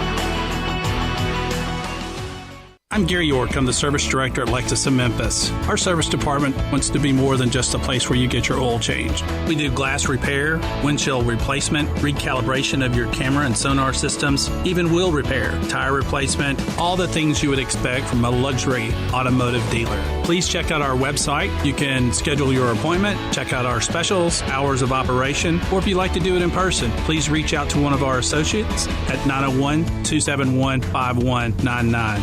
And now a special motorcycle weather report from Progressive. Well, today you can expect lots of cloud cover with 0% chance of raining on your parade because you'll be riding your motorcycle vroom vroom. That rumbling low-pressure system beneath you should give way to a relaxing commute and the sudden urge to take the scenic route everywhere you go because, dagnabbit, you're having fun out there. That's your forecast. Back to you. This has been a special motorcycle weather report from Progressive, where every day's a beautiful day to ride with coverage from America's #1 motorcycle insurer. Get a quote today and see what you could save. Progressive Casualty Insurance Company and Affiliates. DQ presents... That's the sound of someone seeing the DQ $7 meal deal. And that's the sound of someone deciding if they want the original cheeseburger or 3-piece chicken strips with their $7 meal deal. And that's the sound of someone digging into their choice of original cheeseburger or 3-piece chicken strips, plus regular fries, a drink, and a sundae. Sounds pretty good, right? Grab the full-size $7 meal deal only at DQ. Happy tastes good. Response to the all-new Genesis Diamonds has been incredible. People are loving what we've brought to Memphis. Genesis is a different kind of jewelry store with more jewelry than you've ever seen in one place at prices you never thought possible. But value is just a piece of the Genesis difference. They're taking consumer protection to a whole new level with non-commissioned salespeople, free service for life on any purchase, and a nationwide price guarantee. And listen to this. Genesis is so confident in their diamonds that they offer a groundbreaking 120% upgrade guarantee. This means when you buy a diamond now and bring it back in the future to upgrade it, you'll get your entire original purchase price plus an extra 20%. So if you spend $5,000 on your original diamond, Genesis will give you $6,000 when you trade up to a bigger diamond. Think about it. We'll pay you more than you paid us for the same diamond. Who else does this? Discover the Genesis difference, forever changing how people in Memphis buy diamonds and fine jewelry at Poplar & Perkins, the official jeweler of the Tennessee Titans. At Jason's Deli, when you're dining in or picking up curbside, you can expect wholesome food and no surprises, just delicious sandwiches, crisp salads, and quick quality meals made with the freshest ingredients and no artificial trans fats, MSG, high fructose corn syrup, or artificial colors and dyes. Around here, a lot of thought goes into what we put into our food and what we take out of it, because you're not just taking a bite, you're getting a taste of who we are. New items are constantly being created to expand our menu for all tastes and special diets with vegan and gluten-free options available. Convenience and on-time delivery you can count on. It's just a click away at jasonsdeli.com, so whether you need to feed 5 people or 5,000, the team at Jason's Deli, they have the credentials and the commitment to keep you satisfied. Freshness is nearby at Jason's Deli with locations at Ridgeway in the Park Place Center, Poplar and Highland, Germantown Road in Cordova, and on Goodman Road in Olive Branch. Jason's Deli. It's wholesome food and no surprises. I know the sweetest thing in Memphis, and I know it's been around for 120 years. You know, I'm talking about Dinstall's, and it's time to stock up heavy on Cashew Crunch, Heavenly Crunch, Turtlettes, all of your favorite Dinstall's treats to watch the playoff games and to watch all the basketball. It's so easy to get. The sweetest thing in Memphis, all you have to do is head to Laurelwood or head to Germantown and Poplar right across from the hospital, or go where they make the candies. That's on Pleasant View. There's nothing that says Memphis better than Cashew Crunch with that little tinge of coconut, or the Turtlettes. Let's face it, there's nothing better than Dinstall's chocolate. That's the mainstay of all candies, isn't it? Milk chocolate, although their dark chocolate is pretty darn good. And if you get the peppermint with the dark chocolate and put it in the freezer, you're going to love it. So many ways to love Dinstall's. 115 years of making Memphis oh so sweet.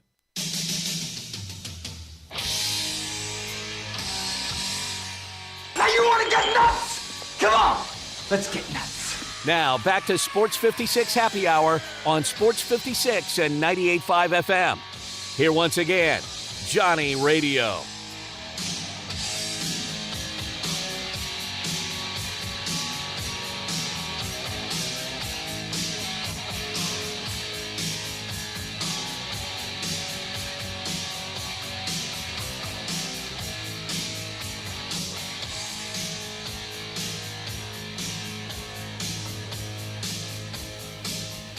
We are taking a break from talking baseball and more talking or wagering or handicapping baseball, I should say. And we are privileged, honored to be joined by the great David Cobb from CBSSports.com. You can follow David on Twitter at David W. Cobb. He covers college football and college basketball at CBSSports.com. You can read his work and everything he's got going on there. David, thank you so much for joining us. I'll get to a very simple question to start off here. It might be tough to answer. I don't mean to put you on the spot here. Brett Norris really calls them high hard ones. I'll ask you this. Does Mario Cristobal have the U back as of August 1st, 2023? Oh, fantastic. I love it. No, I'm going to go no, Jay. I'm sorry. I'm sorry. Look, if you want a morale boost, we can talk Miami basketball if that would make you feel better. Final Four on the way. Right. Football-wise, man, oh, gosh, you might be in for another rough year. I just got to see it. I got to see it before I believe it. Yeah, it could be a – oh, man. Well, I don't know if I could go – I don't know if I could deal with Jay Morgan through another mediocre Miami season. No. Well, we just won't take any win totals over 8.5 or anything like that this year. Nothing crazy or anything like that. I don't know. David, today supposedly going to be a big day for the Pac-12. Supposedly, we'll hear their media rights deal from George Kliavkoff. A lot of rumors saying it could be Apple. A lot of rumors saying that it's going to be nowhere near what teams will get in a conference like the Big 12. What do you expect we hear today, if anything? Yeah, it's crazy, right? Today is the waiting day, both for like baseball trade deadline. Yeah. Got the MLB Network on here with the countdown, and I feel like I'm watching also a countdown to like the Arizona Board of Trustees. Yeah, like we're just waiting for news to drop today, and the anticipation is escalating, you could say. So yeah, the Pac-12 fate, the fate of the Pac-12 hangs in the balance today, and as a result, the fate of several schools and several conferences are also at stake here, because it stands to reason that the Big 12 wants some of these Pac-12 schools that are like, please, bring us a TV deal that makes us want to stay in the Pac-12, because obviously Colorado jumped but I don't think these 9 schools that are left are like dying to jump. I think they like the geography, they like the alignment, they like the history, they want to stay. But if the Pac-12 produces some flop of a number today that includes no games on any sort of visible network, they're going to have no choice. And then the Big 12 is going to be there flinging the door wide open for them with more money, more exposure on actual good networks. So it's a terrible situation for the Pac-12, and they got to pull a rabbit out of their hat today, I think, to avoid further implosion. Well, David, I think I heard you talk about this yesterday with Brett and Brian, and I apologize for I'm sure you're talking about the same things with this news going on over and over again, so I apologize for that too. But I heard you talking about this yesterday, I think, with these teams leaving the Pac-12 and the way the college football playoff is currently structured with teams getting certain bids and stuff like that, it kind of harkens back to the days of college basketball where, like, you saw Greg Marshall and Mark Few see value in being in their smaller leagues because it was an automatic entry into the NCAA tournament every year. Could the same be said for the Pac-12 with these teams gone? It now has value for teams. If you can stand out in the Pac-12, you have an automatic road to the college football playoff every year? Oh, I think it's an excellent point from a coach's standpoint. And from a fan perspective, you think about Wichita State and the Missouri Valley. Hey, life wasn't so bad, was it, from a basketball point of view? They ran that league. They had the auto bid every year. Sure, the revenues weren't great. They weren't able to install a miniature golf course in their athletic complex, right? Like, what a shame. Mm-hmm. But they won a heck of a lot of games, and their prestige vaulted as a result. Now, look, they've bumped up leagues, and things aren't as rosy anymore. And then you bring up Gonzaga. I think it's a great example as well. Gonzaga's just run the WCC. Like, it's almost been to the WCC's detriment because they're only ever getting Gonzaga. I mean, obviously you've had Santa Clara and St. Mary's and some of those other programs cycle up and have some impressive results. But, I mean, Gonzaga has been able to waltz into the NCAA tournament every year, running that league sort of on an island out there. So, yeah, there's some attraction, I think, if you're an Oregon fan.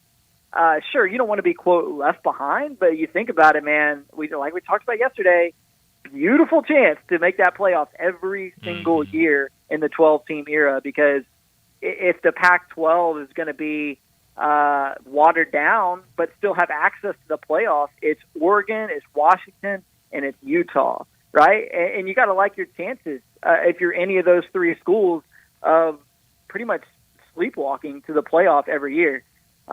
Financially, disadvantaged, sure. But from a fan, from a coach perspective, not the worst thing in the world. So when we were just talking a second ago about what could potentially be the media rights deal for the Pac-12 that's announced today, and you brought up a good point that I mean I've heard a lot of people talk about, but I don't think I've really sat and considered it, of a Power 5 conference having a media rights deal that does not have a single game on linear television through its media rights deal. I know there was a lot of talk when the Big Ten announced their deal that involved Peacock and I believe Paramount Plus also in there. But at the same time, they have networks like NBC and CBS that they'll have big-time games on. I mean, it would be unheard of course, but it would be crazy to think of a Power 5 conference with only games on a streaming service. Yeah, it would be. It's too forward thinking. It's too futuristic. You still have to have linear for the sake of exposure because, outside of the Pac-12 footprint and those alums who are primarily clustered out west, you're not going to have people rushing to subscribe to Apple TV or Peacock or whatever it may be, Amazon Prime, because of these games. It's not going to be a national draw to those platforms, and your exposure suffers as a result. The way things stand now, casual fans in the central and eastern time zones end up ending their night on Pac-12 After Dark, be it on FS1 or ESPN or whatever under the current deal.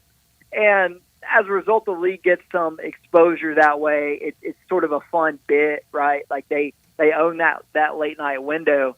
But now, of course, you might think, these linear networks are still going to need programming in that late night window. Well, yeah, that's why the Big Ten has USC and UCLA, and then you add, I think Colorado's in that Mountain Time zone, right? Yeah. So, the Big 12 has reached a foothold there. So there's just not as much space to go around. And you don't want to be totally pigeonholed if you're the Pac-12 either into that, like, super late night window. Like, you want games on campus throughout the day that are going to also have national TV exposure. So I think that's a large part of why Colorado wanted to bounce as well, because prime Deion, I mean, he needs that attention, that exposure for his program to thrive. I mean, that is like sunlight to a plant with Deion Sanders. And if you're not on linear TV, what are you doing? So that's a huge component of all this.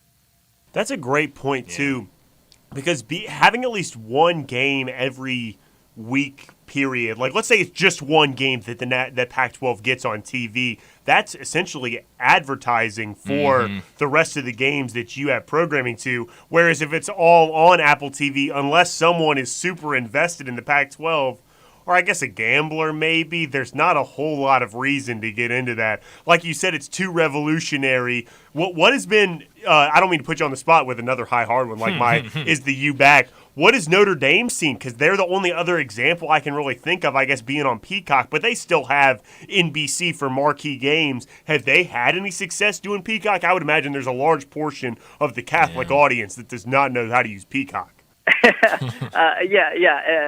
Every year we get a big bump on the how to watch the Notre Dame game article. That's right. As people frantically search 10 minutes before kickoff to figure out what is a Peacock and how do I watch it, right? But so we're just not there yet. I mean, I think honestly, college football fans, there's a lot of them who are older, who don't have a Roku, who don't have an Apple TV.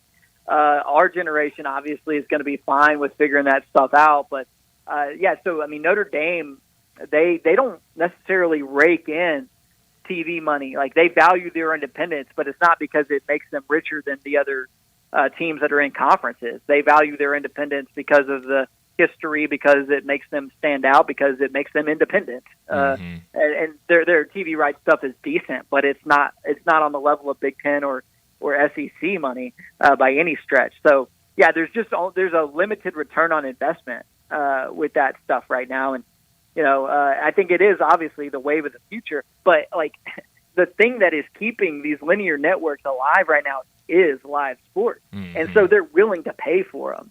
Like, that's why ESPN is so all in with the SEC, and why Fox and these other networks are so all in on the Big Ten, because for them to survive, they need that live sports inventory. And so live sports are in a golden era at this very moment where they are at a premium. And at some point, I'm not just talking about college sports, but across the board, that bubble popped, I think, and some of the massive contracts that we see in professional sports plateau, and then some of the money we see as an influx into college sports begins to plateau as well. And I think that coincides with like the collapse of linear TV over the next 15, 20 years. That day, though, is just not here yet. So going streaming right now as a power conference in college sports, that is it's a little too ahead of your time, I think, for it to really work out. Talking to David Cobb from CBS Sports, covering all things college sports. And David, yesterday we talked to Pat Smith, me and Brett did in the afternoon, and Brett asked the question you have to ask anybody that covers Alabama football particularly, is who's going to be the starting quarterback this year? Great question. And I realized after he asked Pat Smith is that if you poll 100 people that cover or are fans of Alabama, you'll probably get all three quarterbacks said probably a third of the time. I mean, it's just that kind of split between these three quarterbacks. On August 1st, welcome to football season, who is the starting quarterback for Alabama as they get ready to start camp in preparation to September? Yeah, I actually think it's Tyler Buckner, the Notre Dame transfer, which is rather dispiriting, I think, if you're an Alabama fan. And I could be wrong. It seems to be a legit battle. But they don't have much time to acclimate. Okay, they start off with an MTSU team that, hey, sorry, Jay, they won against Miami last year, right? Did. So, tough game, too. Oh, man. You don't trifle with the Blue Raiders out of the gate. Don't. That's right. And then week 2, you got Texas. Okay. So you don't have time to mess around and get Ty Simpson acclimated. You don't have time to make sure Jalen Milroe isn't going to do anything too crazy, right? Because he's uber talented and can make superstar plays, but kind of has some of that Anthony Richardson to his game where, like, yeah, toolsy for sure, can make some highlight reel plays, but sometimes makes the head-scratching play as well. Mm-hmm. That leaves us with Tyler Buckner, who is the one quarterback on this team who knows Tommy Rees, who has played in his system, who has familiarity with Rees, and has won a job that Tommy Rees has overseen in the past. Like, obviously, Drew Pine ended up playing quarterback a lot for Notre Dame last year, but I believe that was largely because of the injury to Buckner. Yeah. So Buckner's now at Alabama. He knows Tommy Rees. He knows the offense. And to me, that gives him a leg up in this thing. So I think long run, the hope is still that Ty Simpson becomes your starting quarterback at some point, and lives up to that 5-star billing. West Tennessee kid, shout out. But, I think in the short run, with the way that schedule starts out, I think Buckner's got a leg up. I've heard the Alabama fan already say that Tyler Buckner could be like Stetson Bennett for Alabama because he has experience with Tommy Rees. It's going to be just like Stetson. You just throw this guy in there you think is mediocre. He looks like a world beater because it's Alabama. Great. Yeah, coming from Notre Dame is a little different than coming from Jones County Community College. Yeah, but, just a little bit. Tomato. You know. David, last thing for you. I want to get in a quick college basketball question because I know a lot of this offseason, people have talked about Kentucky and the poor job John Calipari has done trying to put a team together for this year, but he continues to add players to his roster, bringing in the number one recruiting class in the country, adds Trey Mitchell from West Virginia, and then today gets a big international pickup. I'm not going to try to pronounce the kid's name, a 7'1" center from Croatia. They just competed in Global Jam up in Toronto where they practiced at Drake's house, and Cal let everyone know that they were at Drake's house. What have you seen improvements to this roster since I know earlier in the offseason when we talked to you and it just seemed like a dumpster fire up there? How good can this Kentucky team be? Yeah, Kentucky's got a high ceiling and a low floor. Like, it could go, it's a high variance team because of how reliant they're going to be on freshmen. Yeah. And they had to go out and add this European big guy in this class at the last minute because their number 2 overall prospect, the 7-footer Aaron Bradshaw, is going to start the season on the sideline due to injury. And then Ugonna Onyenso, their other true center, he wasn't available in Canada because of an injury himself. Yeah. So they are, like, super thin on the front line to the extent that, like, Trey Mitchell, who had just shown up, was the only big guy they had at that Canadian event. So, like, you better hope that you don't need the unknown European center to come in and play big minutes. But it's an insurance policy, if nothing else, because we see it all the time with these high-caliber 5-star freshmen who think they're going to be one and done, like Aaron Bradshaw. You get set down with an injury early in the season, why even bother and come back? Mm-hmm. If somebody in November or December tells you that you're a first-round draft pick, why mess with coming back and playing 15, 20 games in college ball? So they had to go out and get somebody in case Bradshaw ends up going that route. Yeah. So, no, I don't really feel great about Kentucky's situation, to be honest, because the fact is they still missed out on Sheway coming back, and then they whiffed on Hunter Dickinson in the transfer portal. So they have to have Aaron Bradshaw want to play for them this year. And I just don't think you can guarantee that's the case when you got a high, potentially, high draft pick who's coming off of an injury. So, I was like mildly impressed with Kentucky in that Canadian event, considering how many freshmen they played, but still some uncertainty there. No doubt. Absolutely. David Cobb with us from CBSSports.com. You can listen to him every week here at 11:30 on Happy Hour with Johnny Radio and at 4 o'clock every Monday on Sports Time with Brett and Bryant. David, you working on anything right now? What do you got coming out this week or later on this month?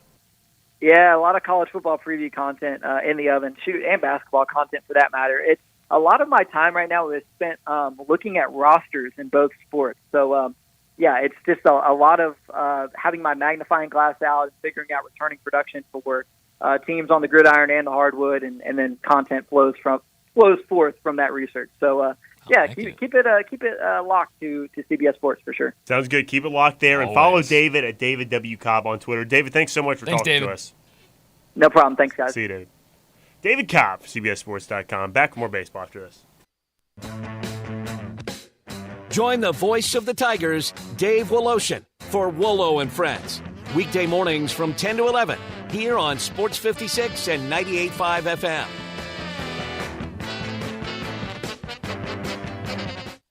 Attention, everyone.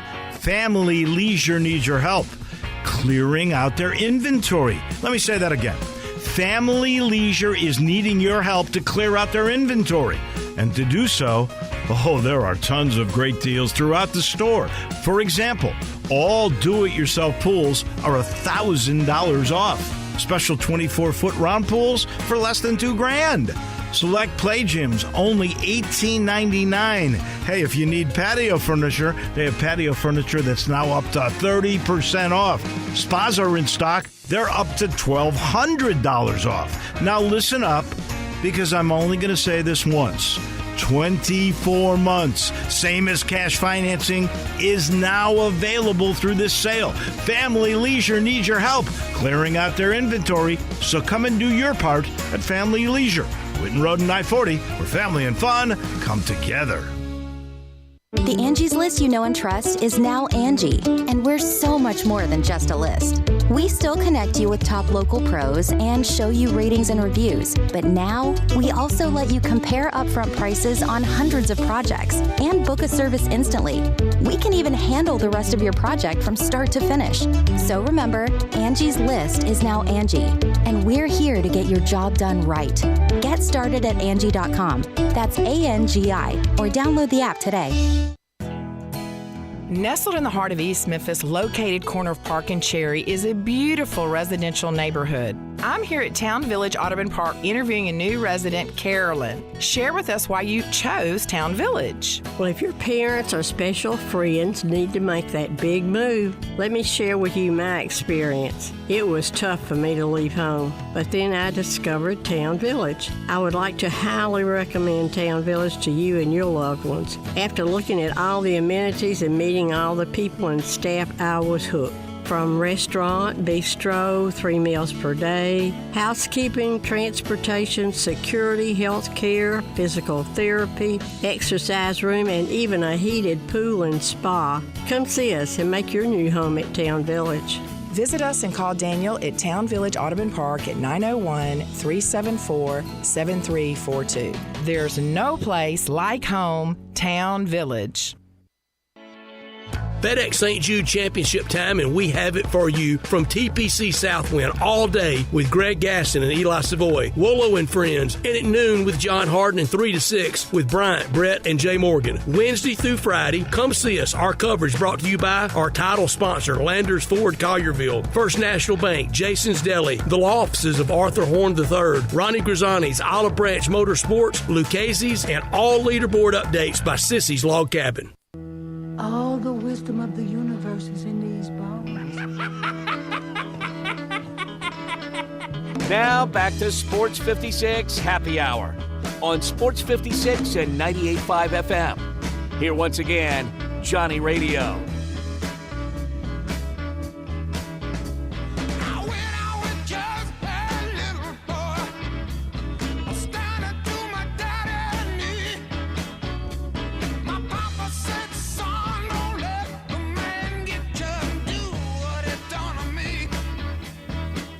Oh, man. Love talking to David. Oh, always great guest. Good stuff. Got us a little bit out of a baseball rut, talking some college sports a little bit, and you know how much I love college sports. Oh, man. I just love it. Love college sports. We didn't have enough time. I was going to ask David Cobb, plenty of time to ask him. I was going to ask him what his favorite matchup for week 0 is. Oh, yeah? But we didn't have enough time. Didn't have enough time. That's a shame. We don't even have a lot of time here to do anything. We got to get to a break. We got a lot of games to do. We got those 3 going on. The last one we did was Reds, Cubs, right? So we got 1, 2, 7 left. 3, 4, 5, and 2 of them don't have pitchers posted, I believe. Yep. So Padres don't have a pitcher posted, and the Athletics don't have a pitcher posted. Athletics don't have a pitcher posted. Yeah. So we don't have all of these here. So we got just a few more to go through, and we'll do that in the second hour, of course, here as well. Do you have anything for the people before we send them to hear about the products from our fine sponsors? I don't think so. We're 5 hours away from the deadline. No moves today. No moves? Could be a quiet one. You got MLB Network on. We're tuned in, locked in. If there is a move, you know who's going to know it? It's going to be us, Brian. That's our breaking news sounder. We're going to give you some winners, more handicapping on baseball. Back after this. Hey folks, Dominic Hoon here for Sunrise Buick GMC. Are you looking for a hot deal on your next car? Come on out to the Sunrise Super Summer Sale going on at all 3 locations. Sunrise offers a great selection of new Buicks and GMCs discounted up to $6,500 and a $12 million used car inventory. That's why Sunrise is the place to go if you're looking for a hot deal. Bad credit, slow pay? That's okay. Here at Sunrise, we specialize in secondary financing used cars below $10,000. Visit us online at sunrisememphis.com or in person any of our 3 locations, Coving, Pike, Wolf Chase, and Coyville. The FedEx Cup playoffs start in Memphis at the FedEx St. Jude Championship. Come out to TPC Southwind August 9th through the 13th and watch the PGA Tour's top players battle to make it through Memphis. Enjoy Memphis at its finest with specialty cocktails, local eats, a vibrant atmosphere, and much more. 2 kids 15 and under admitted free with a ticketed adult. Daily grounds and upgraded tickets are available now at FedExChampionship.com. I'm with John Burgos from the world-famous Rendezvous in the Alley since 1948. Brett, we have catered parties all over this country and all over the world, from Singapore, Australia to Central Park in New York, but many people don't realize how much we do locally. For holiday events, office parties, tailgating, birthday parties, you can't do better than the Rendezvous. For example, you can get a cheese and sausage tray for 15 to 300 people for $3.75 a person. You can even build your own nacho bar for $10.50 per person. All you need is a minimum of 15 people. In many cases, we can arrange delivery and full-service catering. We've even made it easy to get to-go items. You can just park at our front door in the alley, put on your flashes, and we'll get you going ASAP. For all your catering items and prices, go to hogsfly.com, click on menu, and drop down to catering. Thank you, John. The Rendezvous, Mr. Charlie Burgos' Rendezvous in the Alley since 1948 and celebrating its 75th year. Response to the all-new Genesis Diamonds has been incredible. People are loving what we've brought to Memphis. Genesis is a different kind of jewelry store with more jewelry than you've ever seen in one place at prices you never thought possible. The selection at Genesis is mind-blowing. Up to 30 times what you'd find at ordinary stores, including one of the largest selections of certified diamonds in the United States. From a half carat to 20 carats, rounds, princess cuts, ovals, cushion cuts, emerald cuts, both natural diamonds and lab-grown diamonds. Plus, Genesis has brought a new level of quality to Memphis with exquisite handcrafted designer jewelry you won't find anywhere else. From names like Tacori, Verragio, Simon G, Kirk Cara, and dozens more from New York and California. And don't miss our stunning selection of luxury pre-owned Rolex watches. Discover the Genesis difference, forever changing how people in Memphis buy diamonds and fine jewelry. Now open at Poplar and Perkins, the official jeweler of the Tennessee Titans. Homer Skelton Hyundai Genesis in Olive Branch has an offer you can't refuse. They will pay you to do business with them if you want luxury. And I'm talking the Genesis G70 car. If you would love to have that kind of new technology, they will give you a $1,000 rebate when you finance with Genesis Motor Finance.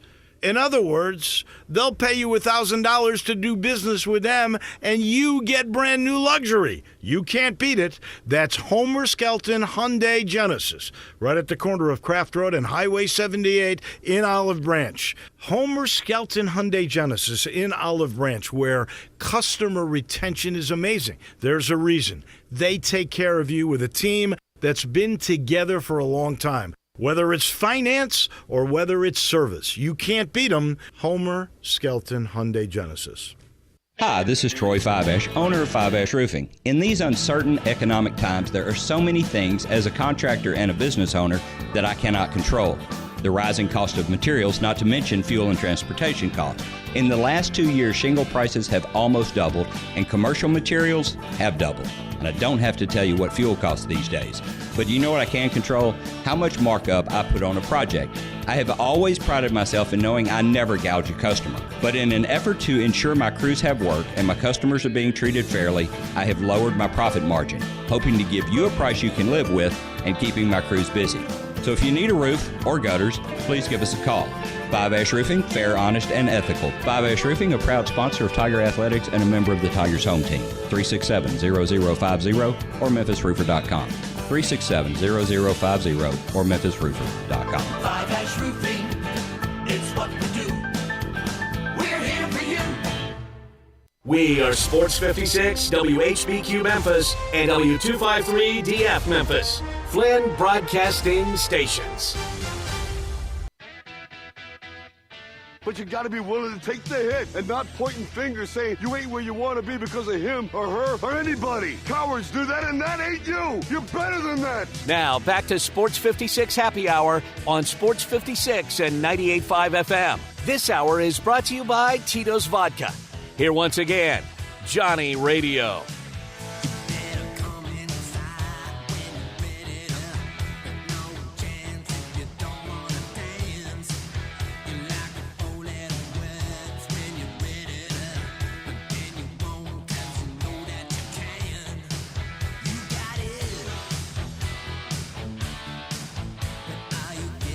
Moving right along, Brian. Moving right along. Our last hour Halfway home. of Wolo and John's combination show today, which is a great show, by the way. It has been a great show. We talked to David Cobb earlier, and we've been gambling all day, and we're going to keep gambling now and give you some plays. We've had some really good plays that we've given for today thus far. Sure We've have. gone through About half the slate. About half the slate so far. A little over because there's two pitchers that have not been posted yet. So we're a little over halfway in that respect. Nonetheless, we've got some good plays so far, and we got a few more to come. Hopefully, let me get back to my page to see where we are right now. We're on White Sox and Rangers, Brian. What's your favorite? How about this? Can I put you on the spot? Have you written down what we've done so far? I've written down half because if you remember, during Wolo's part of this combination show, I didn't have a pin. Oh, so during this show. So can you point to, if someone is just tuning in, like they just got off for lunch and they just hopped in their car, can you point to a game or a play that we've done so far that you've really liked that you would point people to? Hey man, point on this one. Maybe one that they have access to watching too, perhaps even any of those that you could point to. Am I putting you on the spot too much? I don't remember the play, but it was Yankees and Rays that I liked a lot. Oh yeah, Yankees and Rays game. Let's get back one more page. Right back there. Zach Eflin against Rodon. Mm-hmm. We took over 4 runs, Eflin and Rodon. With the Yankees off a loss yesterday, we really liked the Yankees today. Eflin kind of up and down. We said 2 or 3 today, but the Yankees playing 500 ball off a loss where they were kind of embarrassed yesterday. We think the Yankees turn it around today. And Rodon has been solid at home. Yeah. So what was the play again? The first 5 over 4. Over 4. Did we not? I thought we had another bet in there. Yeah, Yankees first 5 money line, Gotcha. and Yankees team total over 1.5 is minus 115. That's really those low. plays a lot. Just because Eflin is Zach Eflin, has won 11 games, but he's not really been good on the road, and I think that's evidence of that right there. And that game's on TBS too. Yeah, that's a national game. Also, you the can Angels watch. just got Brad Hand, kind of the first trade of the day, a Wow. relief pitch they can add. That bullpen's been a little shaky at times, so good addition. So is this where it all falls down, as it were? Maybe. Is that right? Maybe this opens the floodgates and we get a bunch of trades. Oh, the floodgates. Love the floodgates. Don't you love the floodgates? Love the floodgates. So we got as long more as they're games. working. Oh, boy. Another game I really liked that I wanted to point to that we talked out today is the Angels and Braves. I want to point out to a prop I really like. Hyun-Jin Ryu, Orioles, Blue Jays, the pitcher for the Blue Jays today, making his first start since June of 2021. I think under 4.5 Ks is a really good play today in that game. That's minus 150, so a little bit of juice, but I think that one is. He struck out 5 in 6 innings pitched his last rehab start in AAA. He can only strike out 5 AAA batters in 6 innings. He's playing the freaking Orioles today. I really like the under 4.5 there, even though it's juiced up a little bit.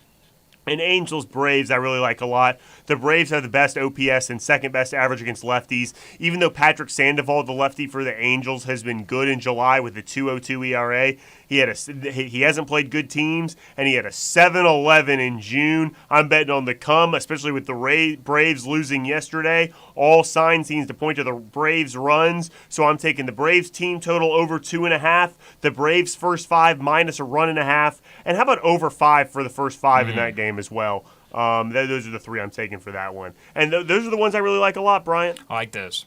I really do. You really do? So you're not lying? No. You really like them? No, I do like them. Sorry, I'm filibustering while I put in plays. But the floodgates have opened. Oh, wow. How so? More trades coming down. Tell me. Rich Hill and G-Man Choi going to the San Diego Padres. We don't know what the Padres are sending back to Pittsburgh in return, but Rich Hill, who I think oldest pitcher in baseball right now, 43 years old, and G-Man Choi, who's been very up and down, both going to the Padres. I don't know if that's necessarily a big pickup for the Padres, but Rich Hill's an arm. Rich Hill's had some good outings this year. And he's honestly serviceable as hell. I mean, it's not his fault the Pirates can't score runs. That's a good point. You know what I mean? His record looks bad, but his run totals aren't terrible. But at the same time... Now, he does have an explosion every now and again. That is true. And the Padres, I mean, for as much talent they have on that roster, those bats stay at home a lot of times. Is that right? Oh, yeah. Last night lost to the Rockies and just had no offense at all. So... Understandable. Rockies are up and down too, though, as well. So we'll see what happens there. Yeah, the Padres are impossible to bet. I'm not sure G-Man Choi makes me more likely to bet on them or not. Regardless, here we go. Without further ado, let's get into the rest of the plays we have today. We're already at the 7 o'clock window of game 7:05. We've already done Reds Cubs. The second game at 7:05 tonight. White Sox and Rangers. Good. Hold on to your hats for this one right here. Really? You ready for this, Bryant? It's a bullpen day for the White Sox. On the mound for them. We could be getting to the point where every game's a bullpen game for the White Sox. This is the second pitcher they posted today. Is it really? They posted 2 pitchers already, so they're already playing back and forth. It's a classic bullpen day where the team tries to steal a win by keeping the other team on their toes. It'll be like, start this guy, he pitches 1 out, and then we put no, you can't pitch 3 outs. The White Sox are another team that really have no idea who's going to be in that lineup tonight because anything could really happen in the next couple hours. They're a team that has literally come out and said everybody on our team is available. Well, Brian, that really makes me kind of weary and both like what I'm about to say here, okay?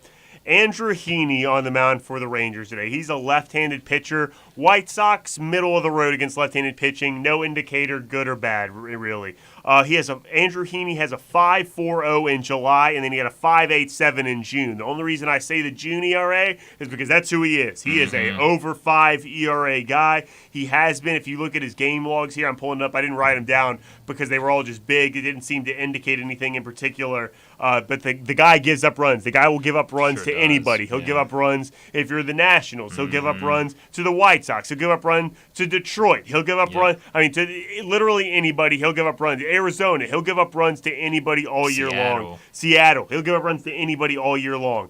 So I didn't write anything down there. I also didn't play anything in this game. I just wrote 2 things down here. My first one is White Sox first 5 team total over a run and a half. Now, that's minus 130. That's a little bit of tax.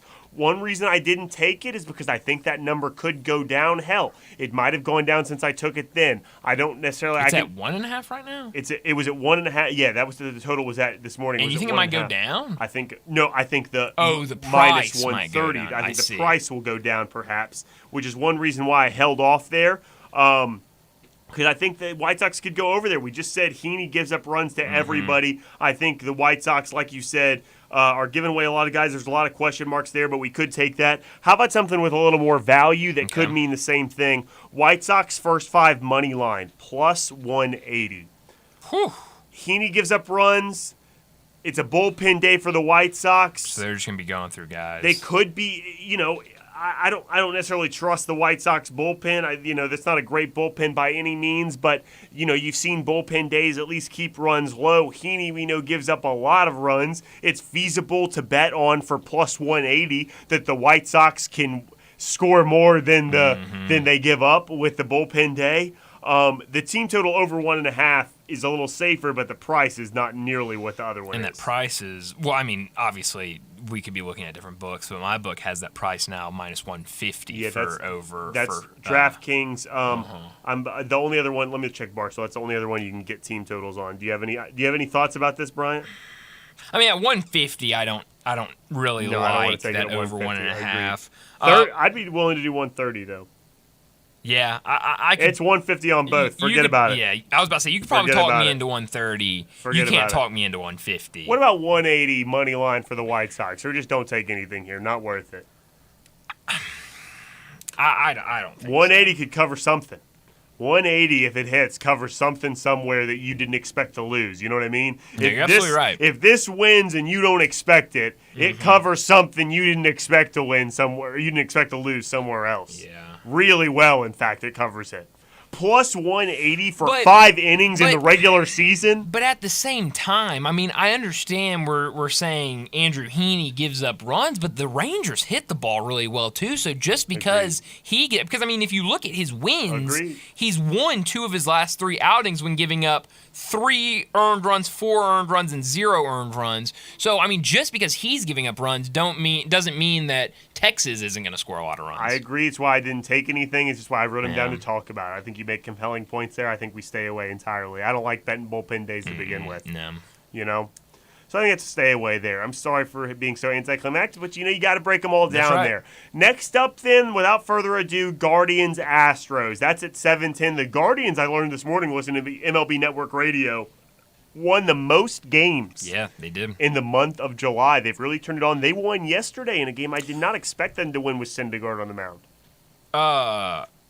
Yeah, no, I didn't expect that too. I was thinking about how many teams won a lot of games in July. Who else? The Mariners, I know, were up there. I don't know how different they were from Cleveland, but it was probably only a game or two because Seattle was really hot this month. Well, maybe the Mariners are the ones. See, here's what I heard.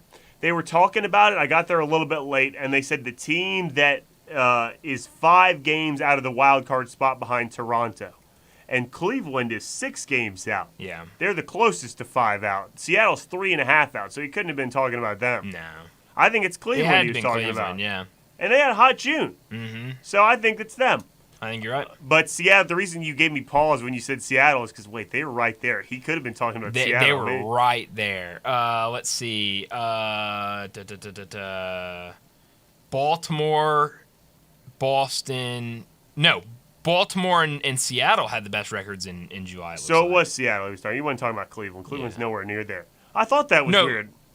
Let's see where Cleveland I was going to say, I've seen Cleveland be losing way too many games. I can't even find Cleveland on this list. Yeah, no Here way. they are, 14-12. Yeah, no chance. No way. That was a terrible stat. I rescinded immediately. It was the Mariners they were talking about. Hey, that's why we talked this out.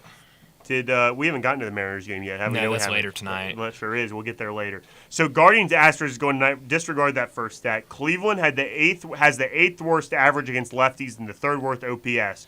However, they have the 5th best average in July.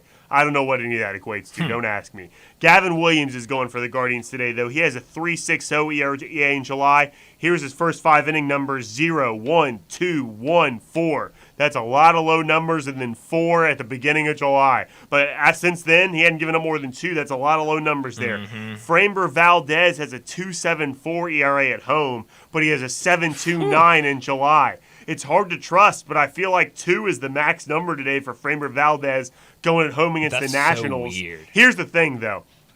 When I was looking this morning at this game, under 4.5 in the first 5 innings was minus 120. There is absolutely no value with how big of a risk it is with Framber Valdez having a 7.29 in July. I mean, even though he's been good at home and his ERAs at home are good, and even though Gavin Williams has been good his last 4, there is absolutely no value in minus 120 under 4.5. Under 4 plus 110, there is value. Yeah. But that is scary as hell. 4 runs. Sure is. So I didn't take anything here. What about a Nerfy in this game?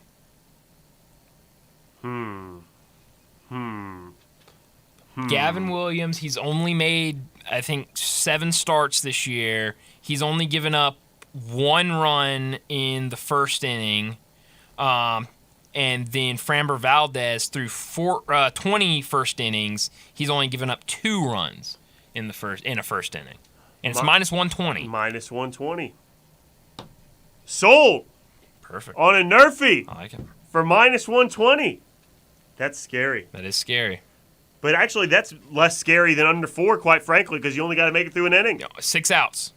That's all I'm asking for. Great call. Thank you. By you. Thank you. Great call. The old Nerfy. Holy cow. Hold on. Holy cow.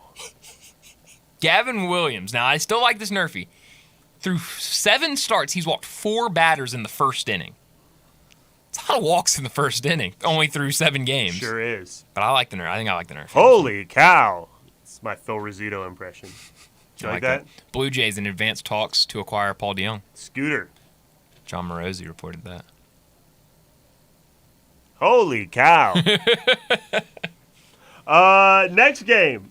Do we have time for another game, or should we take an early break? We have time for one more game. I think we have time for it. Or should we leave? Because there's only 3 more games left because we don't have a pitcher for the Padres. We don't have a pitcher for the Athletics. So do we want to save these last 3 games? Or do we want to do one now and then do 2 later? I didn't even play the music during that segment either. I think we take an early break. Okay. We go hear from the fine sponsors. I come back. We play some of our gambling music that helps us focus, and we'll bet these last few games and break through the pitchers that we do know that are throwing in the games that we don't know anything about. What do you think about that? I like it. Good idea. Oh, I love it. Back after this. Broadcasting from the Family Leisure Studio, we are Sports 56 and 98.5 FM. Simple, smooth, and every sip as easy as the last. Tito's handmade vodka tastes just as good with tap water as it does with your favorite mixer. Back in the day, Tito distilled, hand-bottled, taste-tested, sent to a few friends, then taste-tested again to give you the finest juice around. No frills, no flavors, no fancy labels, just the good stuff. Just Tito's. For recipes, videos, and more, visit Tito'sVodka.com. Distilled and bottled in Austin, Texas, 40% alcohol by volume, namely 80 proof, crafted to be savored responsibly. I have got an idea for a movie tie-in for Central Barbecue. I don't like where this is going. The Central Barbecue Oppenheimer Special. It's an explosion of flavor. No. So, Central Barbecue's ribs are the bomb? No. Plus, Central Barbecue doesn't need that kind of promotion. Central Barbecue's food is the promotion. Central Barbecue's hot sauce is I'm telling you, Central Barbecue has always sold itself because you can't get better barbecue anywhere. So, it's the Oppenheimer thing. All right, well, how about you can't spell barbecue without Barbie? But you can. Find your next great hire with Indeed. Their hiring solution helps attract, interview, and hire candidates all in one place. Sponsor a job and get a short list of quality candidates whose resumes on Indeed match your job description. Visit Indeed.com/credit. Everyone needs protection, whether you're on the field or on the road, so make sure you have the best. Bob Simpson State Farm Insurance can buckle you up with auto insurance, can back you up with life and health insurance, cover your business whether it's starting, growing, or maturing, and don't forget to insure your home, no matter if you're an owner or a renter. Like a good neighbor, State Farm is there. Call Bob Simpson today at 901-381-1233 or go online and get a free quote at bobsimpson.org. Stay protected with your good neighbor, Bob Simpson. At Jason's Deli, when you're dining in or picking up curbside, you can expect wholesome food and no surprises, just delicious sandwiches, crisp salads, and quick quality meals made with the freshest ingredients and no artificial trans fats, MSG, high fructose corn syrup, or artificial colors and dyes. Around here, a lot of thought goes into what we put into our food and what we take out of it, because you're not just taking a bite, you're getting a taste of who we are. New items are constantly being created to expand our menu for all tastes and special diets with vegan and gluten-free options available. Convenience and on-time delivery you can count on. It's just a click away at jasonsdeli.com, so whether you need to feed 5 people or 5,000, the team at Jason's Deli, they have the credentials and the commitment to keep you satisfied. Freshness is nearby at Jason's Deli with locations at Ridgeway in the Park Place Center, Poplar and Highland, Germantown Road in Cordova, and on Goodman Road in Olive Branch. Jason's Deli. It's wholesome food and no surprises. I know the sweetest thing in Memphis, and I know it's been around for 120 years. You know, I'm talking about Dinstall's, and it's time to stock up heavy on Cashew Crunch, Heavenly Crunch, Turtlettes, all of your favorite Dinstall's treats to watch the playoff games and to watch all the basketball. It's so easy to get. The sweetest thing in Memphis, all you have to do is head to Laurelwood or head to Germantown and Poplar right across from the hospital, or go where they make the candies. That's on Pleasant View. There's nothing that says Memphis better than Cashew Crunch with that little tinge of coconut, or the Turtlettes. Let's face it, there's nothing better than Dinstall's chocolate. That's the mainstay of all candies, isn't it? Milk chocolate, although their dark chocolate is pretty darn good. And if you get the peppermint with the dark chocolate and put it in the freezer, you're going to love it. So many ways to love Dinstall's. 115 years of making Memphis oh so sweet. I'm with John Burgos from the world-famous Rendezvous in the Alley since 1948. Brett, we have catered parties all over this country and all over the world, from Singapore, Australia to Central Park in New York, but many people don't realize how much we do locally. For holiday events, office parties, tailgating, birthday parties, you can't do better than the Rendezvous. For example, you can get a cheese and sausage tray for 15 to 300 people for $3.75 a person. You can even build your own nacho bar for $10.50 per person. All you need is a minimum of 15 people. In many cases, we can arrange delivery and full-service catering. We've even made it easy to get to-go items. You can just park at our front door in the alley, put on your flashes, and we'll get you going ASAP.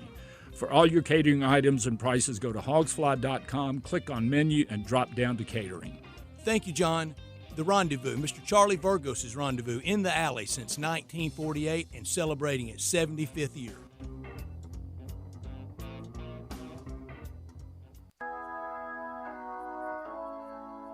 Today, I consider myself the luckiest man on the face of the earth. Now, back to Sports 56 Happy Hour on Sports 56 and 98.5 FM. This hour is brought to you by Tito's Vodka. Here once again, Johnny Radio.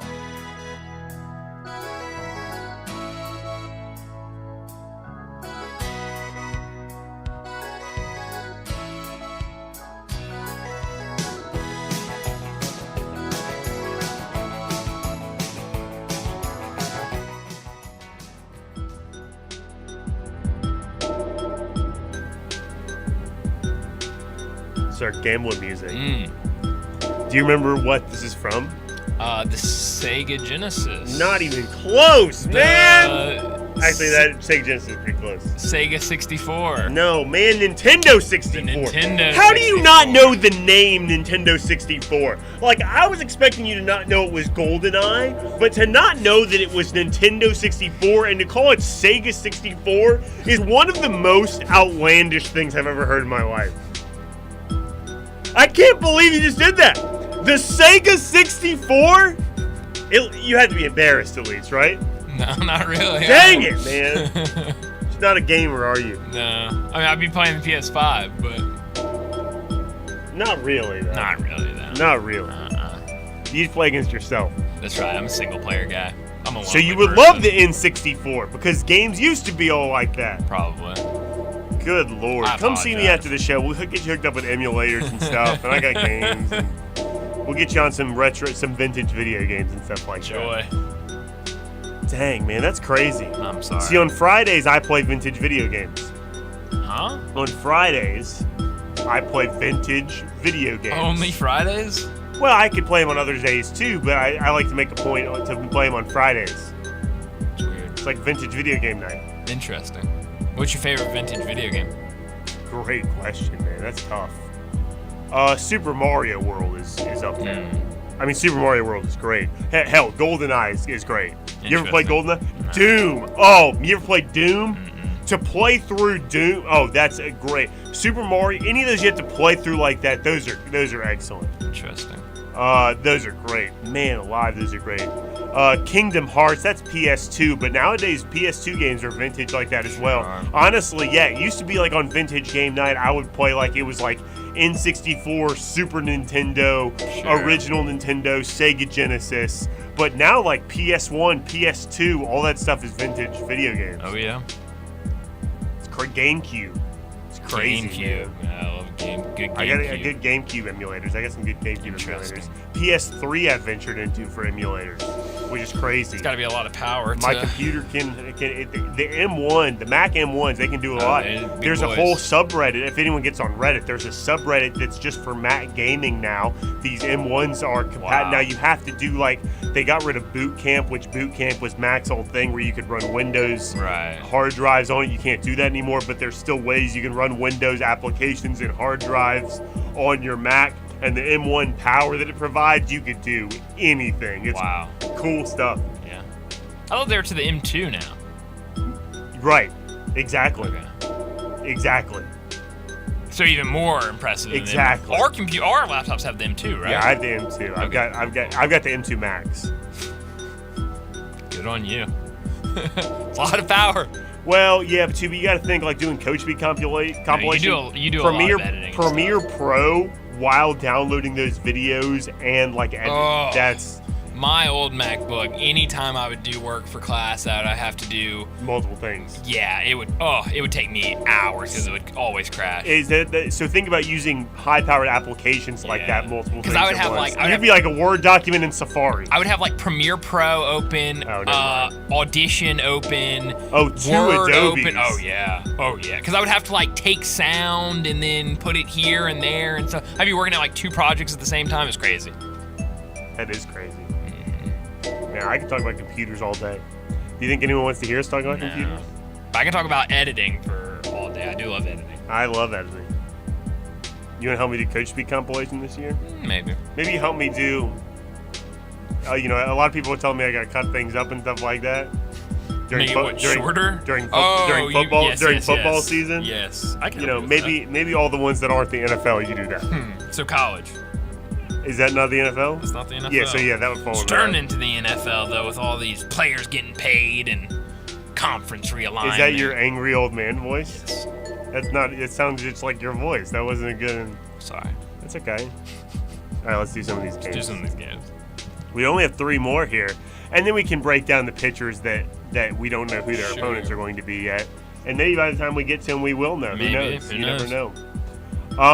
Any more trade deadline news, by the way? No, nothing. The last thing was that the Padres were getting G-Man Choi and Rich Hill, and they're getting 3 prospects in return, so nothing crazy there. Rich Hill still has the old Uncle Charlie, and boy, he still throws an 85-mile-an-hour fastball inside on hitters. He does. Crazy. He does. All right, I put a star next to this next game. Really? Here. We're at 7:10 right now. It's 7:10 p.m. and Mets and Royals just about to start. This game only available. Big inning will start. I think it starts at 7 tonight. If I'm not mistaken. I think it does. Or maybe 7:30. And for the first, they were saying this last night at the end of Big Inning, the first at least hour, maybe 2 hours of Big Inning tonight is going to be simulcast on MLB Network. That's right, because they don't have any MLB Network games tonight, so they will. So a great opportunity if you don't have Big Inning to watch Big Inning tonight. Very much so. 7:30 is the start time. 7:30 night. It'll go till 10:30. So you can watch that tonight. All these games will be on there that are in this first window, and then obviously, like we said, all of the in-network games that you have. You have 3 games through Bally's that you can watch as well. So Mets Royals goes at 7:10 tonight. I'll start with the weather here. How about this? I haven't done a lot of weather today at all. Plus 12% chance for a single, 8% chance for an extra base hit, and 10% chance for a run. The wind is blowing kind of right to left, blowing out. I guess that's good for Kauffman Stadium. Hard to say. The Mets have the 6th worst average in July. The Mets, we've gone through some of these teams and handicapping these pitchers. You've heard us discount the Mets' inability to score a couple of times. They have the 6th worst average in July. They have not been hitting the ball well. Jose Quintana making his 3rd start for the Mets this season after just getting signed. He has a 3.27 ERA in the 2 starts he has made. That's 3 runs at the Yankees and 2 runs against his former team, the White Sox. Well, that doesn't tell us a lot, does it? No. Zach Greinke going for the Royals on the other side. He's got a 3.74 ERA at home. Now, he has a really high ERA on the year. It's 5.49, and he's 1-11. So people see that, and they're like, whoa, stay away. But a 3.74 ERA at home, that's really not bad. No. Now, 7.53 ERA in July and a 7.56 in June. But that's a lot of away games in that span as well. His last 5 games at home, he's given up 3 runs, 2 runs, 4 runs, 1 run, and 1 run. I put a star next to this game. I didn't take anything on this game. I just wrote stuff down for us to talk about here.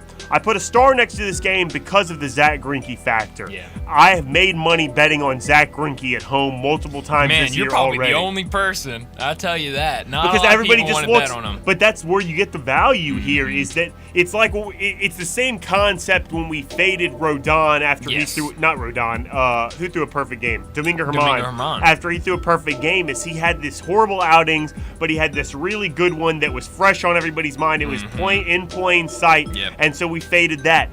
Greinke being horrible is in plain sight for everybody. If you just look at on his MLB.com page or on your ESPN app or on your MLB app, you see Greinke 1-11, 6 ERA. That's the first thing you see. So you get good value for him at home here. So my first here's my value here. Royals can't hit. Mets haven't been hitting. How about we go under 5 minus 105?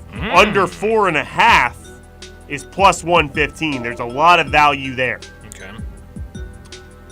Mets first 5 team total under 2.5 is minus 110. That's not a whole lot of value. Under 2.5? Uh-huh. And what was the number? Minus 210. I don't like that. Me either. I can't get behind that. Nope. I don't know why I wrote that down. That's ugly to even look at. I could be talked into this over, though, too. You know what I mean? Yeah. My gut says under because I've been seeing so much value in taking unders here. And here's the thing. Over 5.5 plus 110 has value, right? That's a value play. Yep. But 5.5 in a Royals-Mets game is not valuable at all because these teams cannot get the 5 runs. Can't get the 6 runs, I should say, in 5 innings. So under 4, if I'm going to play a value play, it would be under 4.5. That would be the only play I see on this game. I really do like that play because, like you said, Greinke's been good at home. And I don't think you look at that, that's a big number.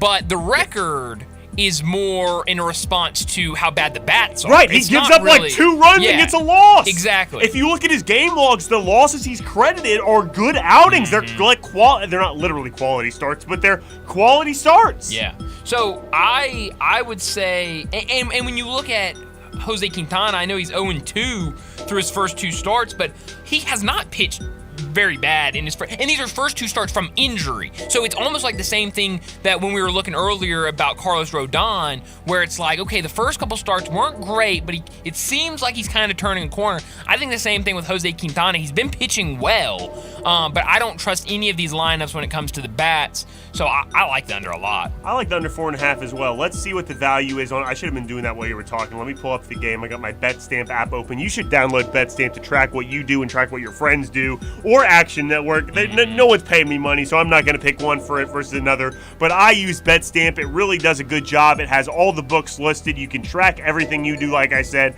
and track what all the books have as well. If I'm looking at the under 4.5 right now, I'm seeing plus 115. Wow. That's the best odds I'm seeing is plus 115 anywhere. That's what I wrote down as well was plus 115. Yeah. That's where the value is, isn't it? You agree? I think so. But like for me, you have your DraftKings open. Yeah, that's not the number they have. No. So they have 5, which and it's minus 105, like you just said a second ago. And I like that. I mean, because like on an app like DraftKings, unless I'm just unaware of it and I haven't looked for it very well, you can't get any alt overs and unders for the first 5. Most can't, though. Yeah. I know you can on Barstool and you can on MGM. Yeah, so I like the 5 because then you have the opportunity to push if you do get 5. So at minus 105, I like that under a lot. Now you're selling me on 5, but I love the value in 4.5. No, I think the value is there for 4.5. If you could get you're saying. If you can get the 4.5, I say get the 4.5. If you can't, 5 is still really good. Yeah, you're right about that. But Paul DeYoung just went to the Jays. Is that right? Mm-hmm. So the Cardinals are sellers now. Let's take a break. So is Paul DeYoung? Yeah, Paul DeYoung constitutes selling. That's would be the perception of selling. Yep, you're selling now. Let's see. Nothing on what's coming back just yet. I'm sure we'll get that in the next couple of minutes. But Paul DeYoung is expendable in a lot of ways because you've been struggling to find a place to put him all season long. Now he has been good since you called him up, but he started the season in AAA because you didn't have any place to put him. Well, and just think about that middle infield. I mean, the amount of merry-go-round that's been happening between shortstop Tommy's and been playing base. center field. Oh, crazy. So, and now Tommy's back, so you now have a spot for Tommy Edman. Not that you weren't going to have a spot for Tommy Edman. Tommy Edman takes priority. Who else do you have a spot for? Think about it. Are you going to say Mason Wynn? Bingo. I mean, I think so. I don't know if they would. Not necessarily right now. But then there's so many. I mean, because I hate the idea. idea. If you wait till like a little bit after the season starts next year, versus you're not making a run this year. Yeah, why so not? If you get wait, him you get an extra year. Yeah. Well, no, you get an extra year on his contract I see. if you wait till after the season starts next year at a certain point in time. So you say wait. Yeah, because you get an extra year on his contract where you have under team control. I agree. And also, I mean, with Brendan Donovan being injured right now, that's kind of messing up who are you putting at DH, because he can swing the bat but can't throw. So you like the idea of him at DH a lot of times. And now where do you put Nolan Gorman? I hate the idea of him at second, but sometimes you just have to roll with that. His bat's good. Nolan Gorman's bat's really good. I guess they could still trade him by the end of the day. This seems like the start of moves for the Cardinals. So more to come is what you see. You think Flaherty? You've said Flaherty. You and Brett both think Flaherty. I think so, but one of the beat writers for the Cardinals this morning said that he's starting to hear things saying that he's back not only this year but next year too. Really? Mm-hmm. Let me see if I can find it real quick where he said it. It was Derek Gould, who writes for the St. Louis Post-Dispatch. Updated story, Blue Jays join at least one other team by reaching out on DeYoung. Flaherty available, but St. Louis Cardinals see scenarios where he's with them and in 2024 too. Edmund back in lineup. Teams looking for bats on O'Neill and Carlson. So maybe one of O'Neill or Carlson gets dealt today. Wow, that's something. Yeah. Under 4.5 is plus 130 on that Mets-Royals game on Barstool. I really like. I mean, you get that at plus 130. I really like that. I agree. I very much agree. Any more thoughts on the Cardinals before we move on? I know you just gave a lot of them. No, I mean, hopefully here in the next couple minutes we'll know what they get back in return, but right now we just don't know. We don't know. Prospects, if I had to guess, and not crazy prospects, if I had to guess, because it's Paul DeYoung. No offense to Paul DeYoung. What do you mean by that? I mean, I just don't think he's going to be the type of player that gets a ton of high-end prospects in return. Sounds like Paul DeYoung should be offended by that statement. Well, you did say no offense. Paul DeYoung's not listening, so... You don't think? Offense or not offense, who cares? Okay, take offense. What's the next game? Hang on, I gotta put it in, and I'm tracking this first here. This is very important. You gotta use the bet stamp app. Oh, the next game is Red Sox Mariners. Can I tell you about what happened in the Red Sox Mariners game while you're doing whatever you're doing? Seems like great timing to do that. So last night I flip over, Mariners about to start. I have a Nerfy in the game. Not that means anything, but you think about it, George Kirby has been pretty good this year. He does not walk batters, so if you're going to score runs, you're going to have to hit the ball against him. And I trust Seattle's defense a lot. And so I'm watching this game. George Kirby, who does not walk batters, very rare for George Kirby to walk a batter, walks Jarren Duran, first batter of the game, so he gets to first. Tom Murphy's catching last night. Big dumper Cal Raleigh's DHing. Big dumper. Duran steals on the first pitch. Tom Murphy pops up, throws it down to second, overthrows the second baseman. It gets into center field. So Duran takes off to third. J-Rod comes in, gets it, throws it in. It's kind of an awkward throw. It's like short. It might have hit off Duran and gets behind Eugenio Suarez at third. So now Duran pops up, starts running to home. By the time George Kirby can get a hand on the ball and try to flip it home, Duran's already there. So a walk and a steal turned into a run for the Red Sox before the second baseman, the second batter had 2 strikes on him. It was I want to say incredible, but it was hard to watch. Sounds like a heart-wrenching situation. But that was the only run the Red Sox scored until the 9th inning. It was 6-2 the final score. Cal Raleigh, 2 home runs in that game last night. Well, that actually leads me really well to the similar line of thinking that we had when we're talking about the Braves. Now, the Red Sox are by no means the Braves, but the Red Sox did have the best average and second best OPS in the month of July. I believe they scored the most runs, or up there with scoring the most runs in July. They scored a lot of runs in July. The Red Sox are undoubtedly hot right now. There's a minus 11% chance for extra base hits in this game. Wow. I don't know if that's significant at all. Let's talk about the pitchers. This game, by the way, like you said a minute ago, I think, on MLB Network tonight after big inning is over, starts at 8:40. Brian Bello on the mound for the Red Sox, 5.48 ERA in July. That's a little high for him because if I look in June, he had a 2.14, and in May, he had a 2.67. So the 5.48 seems to be the outlier here. Listen to this, though. In his this year's run lines for the last few games, I'm going to point out games on the road. Okay.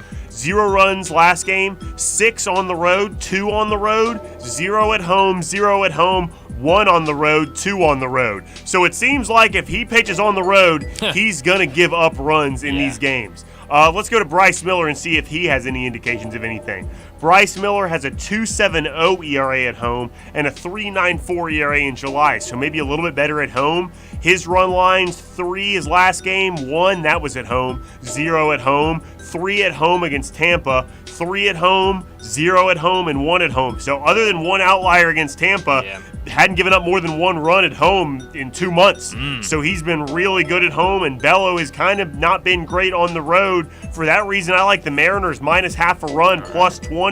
I like the over 4.5 plus 110 because we've seen Bryce Miller give up some runs, and we've seen Bello give up runs on the road. So if we're wrong about the Mariners' first 5, I feel a little bit more confident over 4.5 going either way there. How about this? If you look at Bello's game logs the past few games, win, lose, give up runs, don't give up runs, they've been leaving them out there. They sure have. Over 17.5 outs is minus 110. That means 6 full or more, easy. He's going 6 full or more every outing this month, like I just said, whether he's given up runs or not. That's an out. Except for at Oakland. That's the one out. Where he gave up 6. Yes. And right. They took him out after 4. But they one game. So I'm sorry. So that's 6 of his last 7. He's gone 6 or more. I feel like he does against the Mariners today, and it also hedges us really well with taking the Mariners in the first 5. If he shoves against the Mariners, he's going 6 or more. And if he doesn't and somehow goes less than that, it's close to even money, and we made 0.2 units on the Mariners money run line, or the Mariners minus half a run line there anyway. So those are the 3 I like for that game. What do you think? No, I love that last one, especially a good call from you on the outs recorded, because you're right. I mean, there's been some games where he's given up runs, but they just leave him out there. They do. I was looking at it, like he's getting 3 runs, 2 runs, and he's going 6, 7. So. I was praying that it was, a lot of times if it's over 5, it'll be like 15.5 outs, and I was praying that it was that. So we just have to go 5 1/3. Yeah. But no, it was 17.5. But either way, I think he goes 6 full. I really do. Yeah, no, I like that a lot. I think, and really Seattle, you really never know what kind of Seattle team you're going to get. I mean, last night, I think it was like 2-1. It was 1-1 going into like the 6th or 7th. Yeah. They scored another run in the 6th or 7th, and then it was really like the 8th inning where they really scored a ton of runs. So this is a Seattle team that at times struggles hitting the ball. There's a whole group of teams that you have absolutely no idea what you're going to get on a game in or game out. There's like, that's a tier. If we ever do another tier list, that's a tier. Who the hell knows what's coming? The Mariners are one of those teams. Let me go through these. The Mariners are one of those teams. The Rockies, certainly one of those 100%. Teams. I mean, I'm not the Rockies. The Padres, certainly one of those teams. 100%. Padres, absolutely one of those teams. Nationals, kind of. Guardians, one of those teams. For sure. No, I'm not going to say the Nationals. The Guardians are definitely one of those teams, though. I don't want to say the Cubs. The Twins are one because they're so bad at hitting, but then they'll just explode sometimes. The Angels, huge one. Man. You have no idea. That's a big one. The Blue Jays, oh my God, you've got no idea. And their explosions are drastic. Yes. Like their pitchers will either be the worst or best to ever throw, and they'll either score no runs or 30 runs. Like the Blue Jays have no in between. Yes. Now, I don't want to say the Brewers. I don't want to say the Rays, even though they've been up and down. Of Tigers. Tigers, yeah. You've got no idea what's going with the Detroit Tigers. And who knows what happens. I mean, because really the Tigers, you've been able to kind of feel good about most of their starting pitchers. And now who knows no after Lorenzen, today, no Ed. Yeah, well, not yet. We don't know yet. We don't know, but it sounds like the Dodgers in on Ed Rod is kind of the latest Maybe so. development. We've got one more game, and we'll close it on the other side. Back to this. Start your day with Sports 56 Mornings with Greg Gaston and Eli Savoy. Weekday mornings from 7 to 10, right here on Sports 56 and 98.5 FM. Is your wife asking you to stop eating junk food? Well, we have you covered at Humdinger's. It's quick and it's healthy, and most important, it tastes amazing. With many choices from salmon salad to rainbow trout and grilled asparagus. Come visit us for lunch at Humdinger's, 6300 Poplar Avenue. So good, Coach Penny eats with us weekly. Don't forget, Humdinger's offers full-service catering for weddings, social events, or your corporate lunches. You can call 901-260-8292 to find out more. Do you know what brand sells the most work shoes in America? Skechers. Why? Skechers has the best looking safety toe and slip resistant shoes around. They've got superior quality and simply incredible prices, but many people get them just for the style. So you can enjoy tough, steel-toed protection and slip-resistant soles anywhere, even if you don't need them for work. And since they're Skechers, you know they're going to be comfortable with Skechers' exclusive air-cooled memory foam. Find your new pair of Skechers safety toe and slip-resistant work shoes at a Skechers store, at Skechers.com, or wherever work shoes are sold. Nestled in the heart of East Memphis, located corner of Park and Cherry, is a beautiful residential neighborhood. I'm here at Town Village Audubon Park interviewing a new resident, Carolyn. Share with us why you chose Town Village. Well, if your parents or special friends need to make that big move, let me share with you my experience. It was tough for me to leave home, but then I discovered Town Village. I would like to highly recommend Town Village to you and your loved ones. After looking at all the amenities and meeting all the people and staff, I was hooked. From restaurant, bistro, 3 meals per day, housekeeping, transportation, security, health care, physical therapy, exercise room, and even a heated pool and spa. Come see us and make your new home at Town Village. Visit us and call Daniel at Town Village Audubon Park at 901-374-7342. There's no place like home, Town Village. Memphis' oldest restaurant, Coletta's, was established in 1923 to give Memphians the best Italian food possible. I'd say they got it right. They are the creators of the barbecue pizza. It was Elvis's favorite, and I know for a fact that a large will feed one person all weekend. If you need to feed several, though, Coletta's caters any event. Choose from homemade lasagna, ravioli, Alfredo, primavera, and so many other delicious items you can't help but enjoy. Impress employees or clients and treat them to Coletta's for lunch or dinner. Plan ahead and get your holiday party booked at Coletta's. Elvis's favorite place to go eat with his buddies at the South Parkway location, and Coletta's even has an Elvis room dedicated to him. Call Coletta's on South Parkway at 948-7652 or Appling Road at 383-1122. Coletta's. It was Elvis's favorite, and it should be yours too. Coletta's, now celebrating 100 years of Memphis' best Italian food. FedEx St. Jude Championship time, and we have it for you from TPC Southwind all day with Greg Gaston and Eli Savoy, Wolo and Friends, and at noon with John Harden, and 3 to 6 with Bryant, Brett, and Jay Morgan. Wednesday through Friday, come see us. Our coverage brought to you by our title sponsor, Landers Ford Collierville, Fratello Steakhouse in Hernando, Town Village, Memphis Tourism Sports Council, Coletta's, East Memphis Ace Hardware, Jim's Place Grill, and all leaderboard updates brought to you by Sissy's Log Cabin. 4.9 liter V8, 0 to 60, and I'm about to find out. Now, back to Sports 56 Happy Hour on Sports 56 and 98.5 FM. This hour is brought to you by Tito's Vodka. Here once again, Johnny Radio.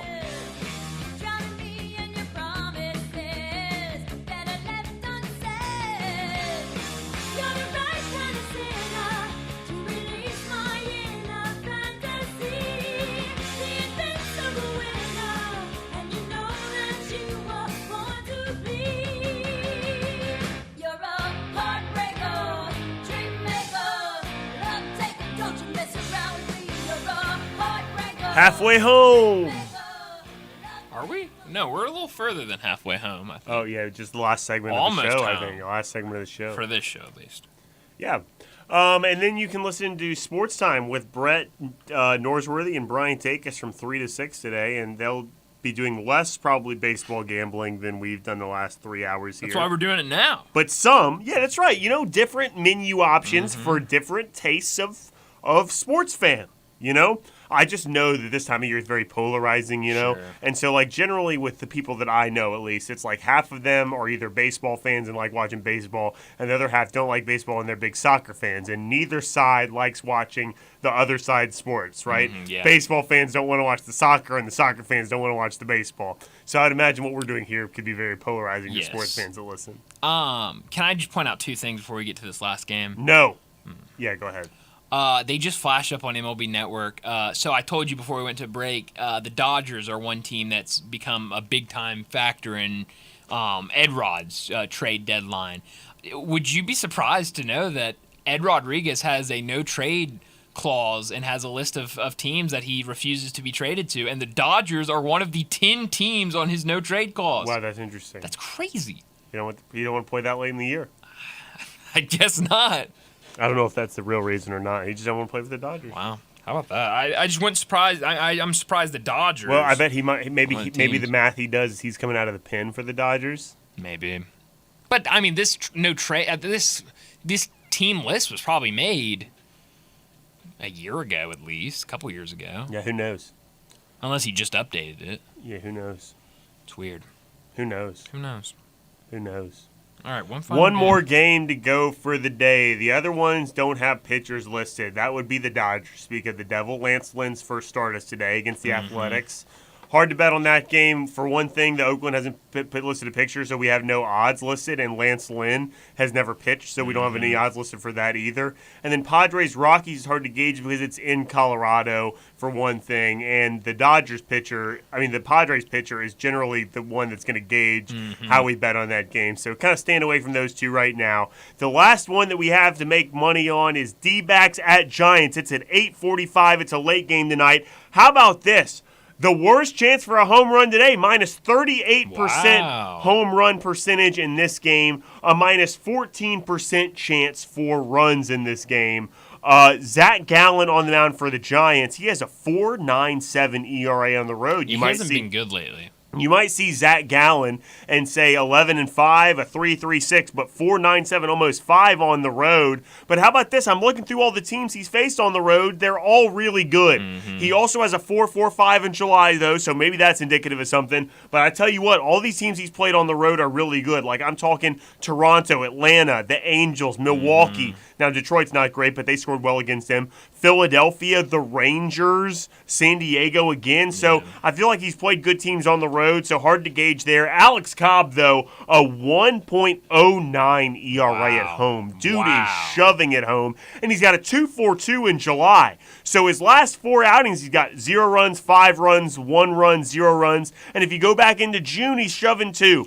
I'm willing to bet on Cobb today. I'm really willing to bet on this. With the weather factor, a minus 14% chance of runs, there's no way minus 40% chance of a home run here. And these two pitchers on the mound, Gallen's faced good teams on the road. The Giants can't hit. We know the Giants can't hit. Under 3.5 runs, even though that's a scary number, is plus 105. I'll take that, and I'll take the Giants' money line in the first 5 innings, plus 105. I'm making money if one of those hits. I like both of those. What do you think about that? What's interesting when you talk about Alex Cobb and how well he's thrown at home, just how little he's thrown at home in the last 2 months. I mean, you look 1, 2, 3, 4, 5, 6, 7, 8 starts between June and July. 1, 2, 3, 4, 5 of those 8 were on the road. But he's shoving in them. And okay, Oakland at home, shoved. That's one thing. Seattle at home, shoved. Okay, I'll say the same thing. I don't think Seattle has some nights they just don't show up to hit, so I can't really gauge those. Then I go back to the beginning of June, and he went 7 2/3 of 5-hit, no-run ball against Baltimore. Hey, I'm in. That's all you had to say. I look at and then I go back further. Good against Philadelphia, against Milwaukee. Good against the Dodgers at home early in the year. Good against St. Louis early in the year. He went 9 innings full of 6 hits against St. Louis early in the year. I'm in. I see that. I see it home. I'm in on that. And I like Zach Gallen. I'm willing to bet on the under with Gallen and those Cobb numbers. And if I'm wrong about Gallen, I'm willing to bet on the Giants with the Cobb numbers. You know what I mean? Yeah. I was really hoping, while you were talking, I was just kind of like looking at what you were saying about the home outings and kind of looking at that. I was hoping we could get a good number on outs recorded for Alex Cobb because of how kind of questionable he's been on the road, but it's like minus 140 at 17.5. That's not good enough for me. Not good enough. But I do like your 2 plays. I'm afraid those are the only 2 I've got there because I looked at the first 5 totals because the total's at 3.5. Both teams are set at 1.5. But really, I mean, and under for both is plus money, by the way. So I could take under 1.5 theoretically for both teams and feel comfortable. But I understand, like we could do that if you want to. I mean, you only hit 1 and you making money there. But you talk about they're not, San Francisco can't hit the ball, but I mean, you look at Zach Gallen's last outings. I know it's been against some good teams, but 5 runs, 3 runs, 3 runs in his last 3 games. That's where I kind of like San Francisco money line with how good Alex Cobb has been at home. I agree, but it's scary to bet against Zach Gallen. It's very scary to bet against Zach Gallen. So you can kind of see how I hedge. No, I'm 100% with you on and that. And another there like that. Well, that's all the games, Bryant. We did it. We did it.